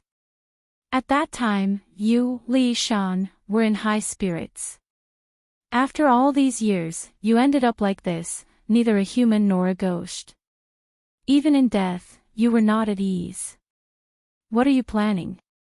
Do you really believe that if Beiliang defended the country, it could exchange for the so-called eternal peace of Mount Huanglongshan? You have to know that a dynasty that can last for 400 to 500 years is already an extremely long-lived dynasty." Xia Guining seemed to be able to drink the wine and was drunk. He raised his voice and laughed boldly. "Li Shan, oh Li Shan, I told you a long time ago that if you really joined the army of the Su family, then the person you assisted in your later years would only be a northwest vassal king who died early. He would only leave a bad name in the official history after he died in battle. He would also drag you down to the bottom of the ranking of future meddlesome strategists, even worse than Nayland Yusi who traveled the Great River with you. It's a pity that you never believed in prophecies and ghosts. Even after I predicted Sun Ping's death, you still didn't believe it. You said it was only because Sun Ping's technique of ruling the country was wrong. His death was decided by man and not by the heavens. You've always been a stubborn person. No wonder in this life, the older you get, the more unhappy you become. Xie Guining retracted his gaze and looked at Su Fengnian opposite him. He sneered, "What, you think you're so great because you have more people? Are you so forgetful that you forgot who was ranked before you on one of the most important treasures of the Guanyin sect, the immortal map of the land of God? You used the fusion of the three sects of Ancestor Lu as your goal and used Buddhism as your foundation to make a great visualization. You invited so many people from your previous life. It's quite spectacular. But aren't you afraid that this kind of effort will only be a lamb entering the tiger's den?" Su Fengnian sat upright and still.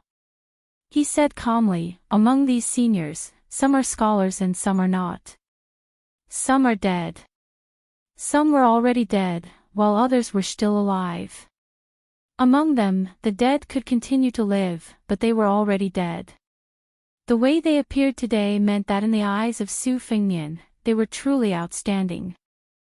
"In your opinion, perhaps my Su Fengnian stubbornly defending Beiliang to the death was a lack of ambition, and my masterly Ishan staying in Tide Listening Pavilion for 20 years was a trap of his own making. Su Shao, with his 300,000 border soldiers, was a fool not to fight for that chair. I don't find it strange that you think this way. Everyone has their own aspirations, their own desires, and their own thoughts. I just want to tell you something. Everyone has their own way of living. It's not up to you, Xie Guining, to do it just because you think it's interesting. It's hard to live a happy life. It's hard to live according to your own wishes, and it's even harder to live according to others' wishes. If you want to do business with me, Su Fengnian, and Beiliang, you should at least figure out what kind of person I am. Since there's not much difference between our positions, how can there be business in the world that forces people to buy and sell?" Su Fengnian suddenly laughed. "Mr. Xie, you've been living a carefree life. You probably don't know what it's like to walk in the mud with your feet." Not long ago, he had teased Xie Guining about whether or not he understood. Now that he said this, it seemed especially murderous. Xie Guining looked around, his expression cold. Su Fengnian narrowed his long and narrow eyes. "If Sir Xie thinks that these people of the council are just for show, you can give it a try. Let's see whether or not they'll become supplements for the King of Shu to ascend to the celestial realm." Chen Jibao, who had been slowly sipping his spring tea, suddenly put down his teacup. The teacup made a soft sound as it hit the table. Xie Guining snorted coldly. "According to your Highness's habits, shouldn't I say that the deal is over, but the benevolence is still there?"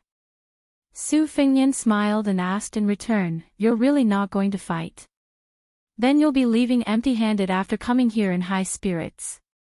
Xie Guining turned to look at the man in white, who shook his head. Xie Guining was slightly helpless, but he didn't show any weakness.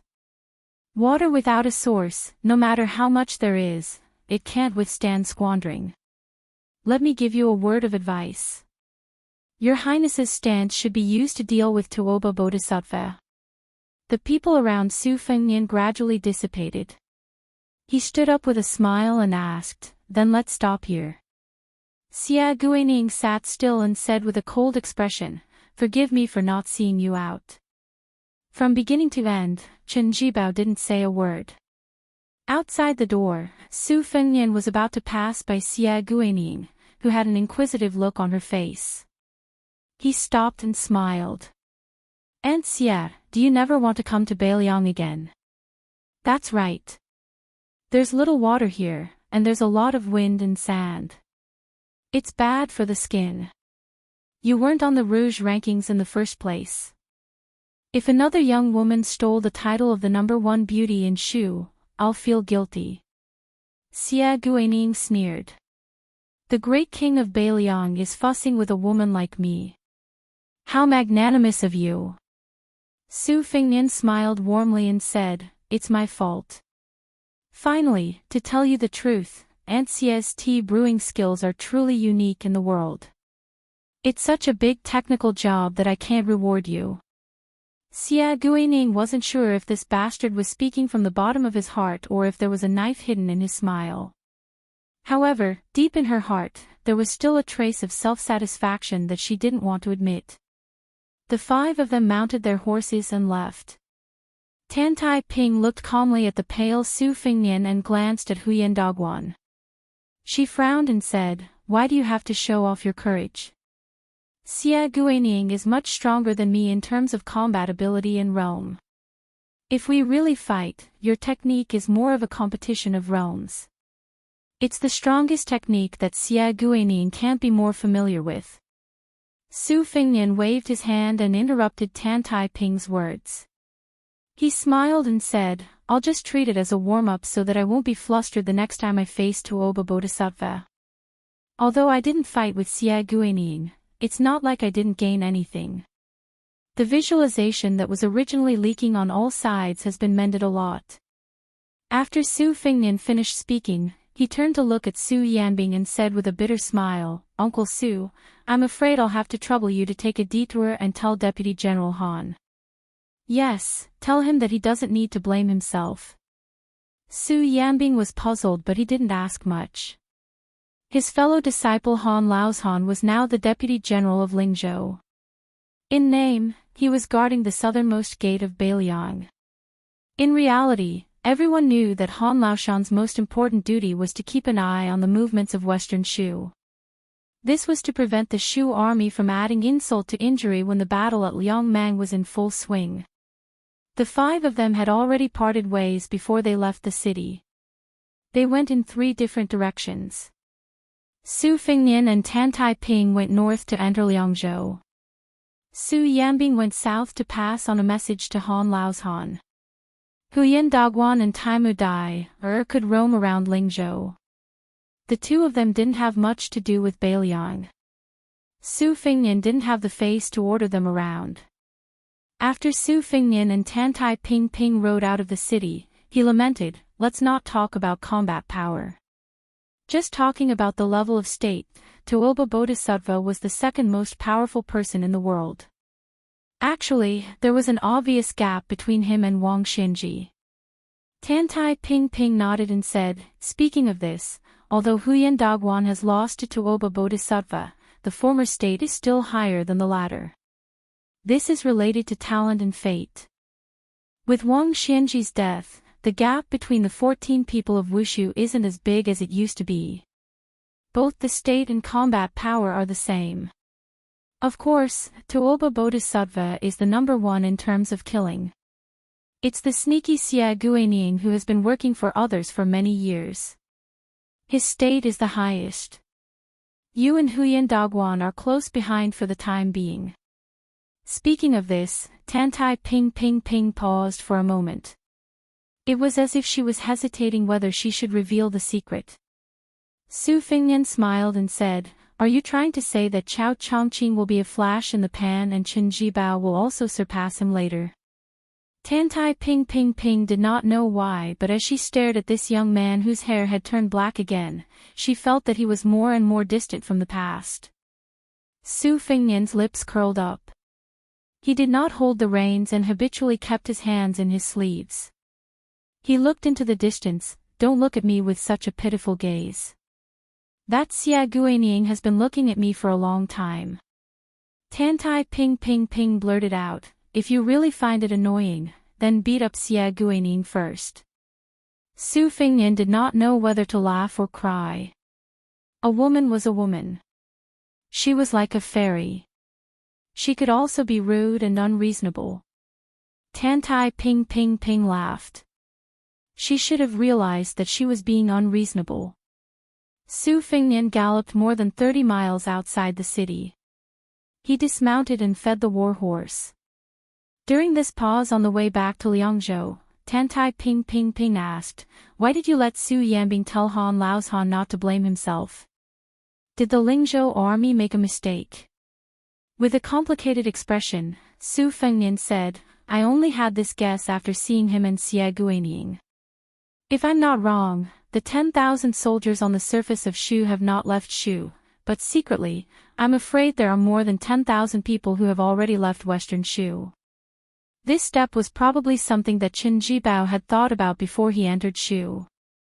Mobilizing 10 to 20,000 soldiers and maximizing their strength would be a headache for ordinary generals on the battlefield, but to Qin Jibao, it was no different from playing a game. Furthermore, we are just changing the location of these troops. The moment he started to talk, Su Fengnian started to mutter to himself, "Wait for it. These Shu soldiers who have not fought for a full 400 years will shock the entire Liang dynasty in the Guangling Road battle." Back then, Su Shao, who was known for his cavalry, used infantry to take down Western Shu. This gave the imperial court and the Central Plains a misunderstanding that the Shu soldiers were not strong enough. However, the Tide Listening Pavilion's secret files clearly recorded how the Shu soldiers dared to fight to the death. Western Shu, which had the natural advantage of defending the country, only had 120,000 troops. But do you know how many Shu soldiers died back then? Up to 90,000, a full 90,000. The intensity of the battle is the greatest in the spring and autumn period. Chapter 1442. Speaking of this, Su Fengnian gnashed his teeth and cursed, "Son of a bitch, if Beiliang could have Western Shu as a strategic depth and source of troops, would I still need to listen to the imperial court? Would I still need to personally go out of the calabash and lead 10,000 Yuzhou cavalry to their deaths? I could sit on a small stool in Huaiyang Pass and bask in the sun while eating melon seeds, waiting for those Beimang barbarians to attack Beiliang. Would they dare? Humph, if it weren't for Zhao Dun asking him, the Minister of War, to go to Western Shu, it would have been Gu Jintang's Liangliao defense line to face those millions of troops." Looking at the young lord who lost his composure, Tantai Pingjing smiled and said softly, "You really don't want to be the emperor? I think you'll be a good emperor." The muttering Su Fengnian calmed down and raised his head to ask, "Why?" Tantai Pingjing said, "The Zhao family can't tolerate Beiliang, but you can tolerate the Central Plains." Su Fengnian said lazily, "There are definitely people who can do better than me when it comes to being the emperor and sitting on the dragon throne. However, I, Su Fengnian, am the only one who can be the king of Northern Liang in this world. This has something to do with my martial prowess and knowledge, but that is not the most important thing. As for whether I can be the king of Northern Liang, it has nothing to do with me." Tantai Pingjing asked, "Even Qin Jibao can't?" Su Fengnian said softly, "Probably not. But Qin Jibao can't do it, not because this white-clothed war saint can't do it, but because of my own selfishness. I don't care who sits on the dragon throne, but the position of the king of Beiliang must be mine." Tantai Pingjing said considerately, "It's natural to live for oneself. Every man for himself, and the devil takes the hindmost." Su Fengnian couldn't help laughing and said, "My master Tantai, I can tolerate such nonsense if others say it, but why are you also beginning to misinterpret the Buddhist classics? As one of the few Chi trainer gurus in the world, Tantai Pingjing is the one who catches the fish that escapes the net for the natural law. How can she not know the true meaning of this sentence of Buddhism that is taken out of context by the world?" She asked, "Did I really misinterpret it?" Su Fengnian sighed softly. "You think too highly of me." After the two of them mounted their horses, Su Fengnian suddenly smiled brightly. "You asked me if I want to be the emperor. Why don't you make a guess?" Tantai Pingjing was furious. So the two of them rode north in silence. However, when they were less than 100 li away from Liangzhou city, Su Fengnian stopped his horse at the relay station and told her to head west without any warning. Tantai Pingjing asked, "What is the west, hundreds or thousands of miles?" Su Fengnian smiled and said that if he wanted to borrow troops from others, they wouldn't be able to reach an agreement. He even said that he needed to make this trip by himself. Otherwise, it would seem as if he was going to cause trouble. It would be ridiculous. Tantai Pingjing said that the person who is most confident in killing you alone in the world happens to be in the middle of the road to the west of Mount Lontua. Su Fengnian only said, "Yes," and didn't say anything else. Tantai Pingjing suddenly flew into a rage. "Even if Su Longxiang is your brother, he has his own destiny. Are you going to protect him for a lifetime? You have already suffered enough in Liuzhou. Are you going to break your head and bleed again? Su Fengnian smiled. I didn't even fight with Xia Guining. I won't fight with Tuoba Bodhisattva for the time being. Of course, I will take a detour. I won't look for Tuoba Bodhisattva if I have nothing better to do. Tantai Pingjing suppressed her anger. I will send you to Qingsang City. Let me give you a word of advice. You better not fight with others in Mount Lantua. Otherwise, even if I foresee that Tuoba Bodhisattva wants to kill you, I can only watch him do it. Su Fengnian blinked. Actually, I was waiting for you to say this. Tantai Pingjing's expression was extremely ugly. It was obvious that this Qi refinement grandmaster was enraged. Su Fengnian mounted the horse again. He smiled gently and asked, have you guessed the answer to that question? Tantai Pingjing's temper finally exploded. She said angrily, guess your head. Su Fengnian's lips moved slightly as he muttered something softly. Tantai Pingjing instantly regained the demeanor of a Qi refinement grandmaster. In the second year of the auspicious talisman, the valley rain arrived. Spring had already set in. Every household had a cinnabar tone that forbade scorpions. After Su Fengnian and Tantai Pingjing parted ways at the south of Qingsang City, he traveled alone to the hinterland of the west region. He finally saw that inconspicuous mountain. And at this time, a monk nicknamed Useless Yi went down to Guangling and found Chao Zhangqing, who was on a western Chu ship. The monk was floating on a reed leaf on the river with his hands clasped together. He raised his head and looked at the green robe, asking Chao Zhangqing to put down an item and pick up an item. Chao Changqing did not speak. He only shook his head. Chao Changqing could not let go of Dechu. Chao Changqing could not pick up the central plains. The monk from Mount Lantua, whose real name was Lu Songtao, asked, even I can let go. Why can't you? Chao Changqing smiled. You have never picked up the things that I can't let go of. How can you let go of them? Useless monk lowered his head and chanted a Buddhist proclamation. Chao Changqing looked up at the distant capital of Dechu. He said that he could not let go of Dechu. He could not let go of the capital, the imperial palace, the pavilion, or the chessboard. Actually, it was just that he could not let go of her, who was watching the chessboard with a smile. On this day, Useless Monk died in battle on Guangling River. On this day, seawater poured into Guangling River. The Confucian sage Chao Changqing's domineering ways were known to all. When Su Fengnian climbed the mountain, bells suddenly rang all over the mountain. Su Fengnian sensed the melodious sounds of the bells. He stopped halfway up Mount Lantua and looked to the east, lost in thought. Su Fengnian slowly closed his eyes and lowered his head to put his palms together. He hoped that Beiliang would not be sad. After Su Fengnian and the others left, Chen Jibao gently picked up his teacup and remained silent. Xia Guining stood up and could not help but laugh and scold, this guy is indeed Li Yishan's disciple. He's so stubborn. He even turned around and scolded me.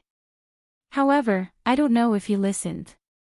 Su Fengnian's realm is like water without a source. Apart from the west, he'll have enemies on 3 fronts from today onwards. It's even more so for Beiliang. Chen Jibao smiled, anyway, we didn't ask for anything on this trip to Lingzhou. I just want to take one last look at Beiliang, which is still peaceful. Are you? Is it because the father-in-law pinches his nose and suppresses his anger to look at the son-in-law? Xia Guining mocked himself, I only have a son. How can I be a son-in-law? Chen Jibao's smile grew wider. He was actually joking, are you trying to make things difficult for the mother-in-law's attitude towards her daughter-in-law? Xia Guining sighed and changed the topic. He said gloomily, if the situation gives me half a year, just half a year, then you, Chen Jibao shook his head, don't talk about half a year on the battlefield.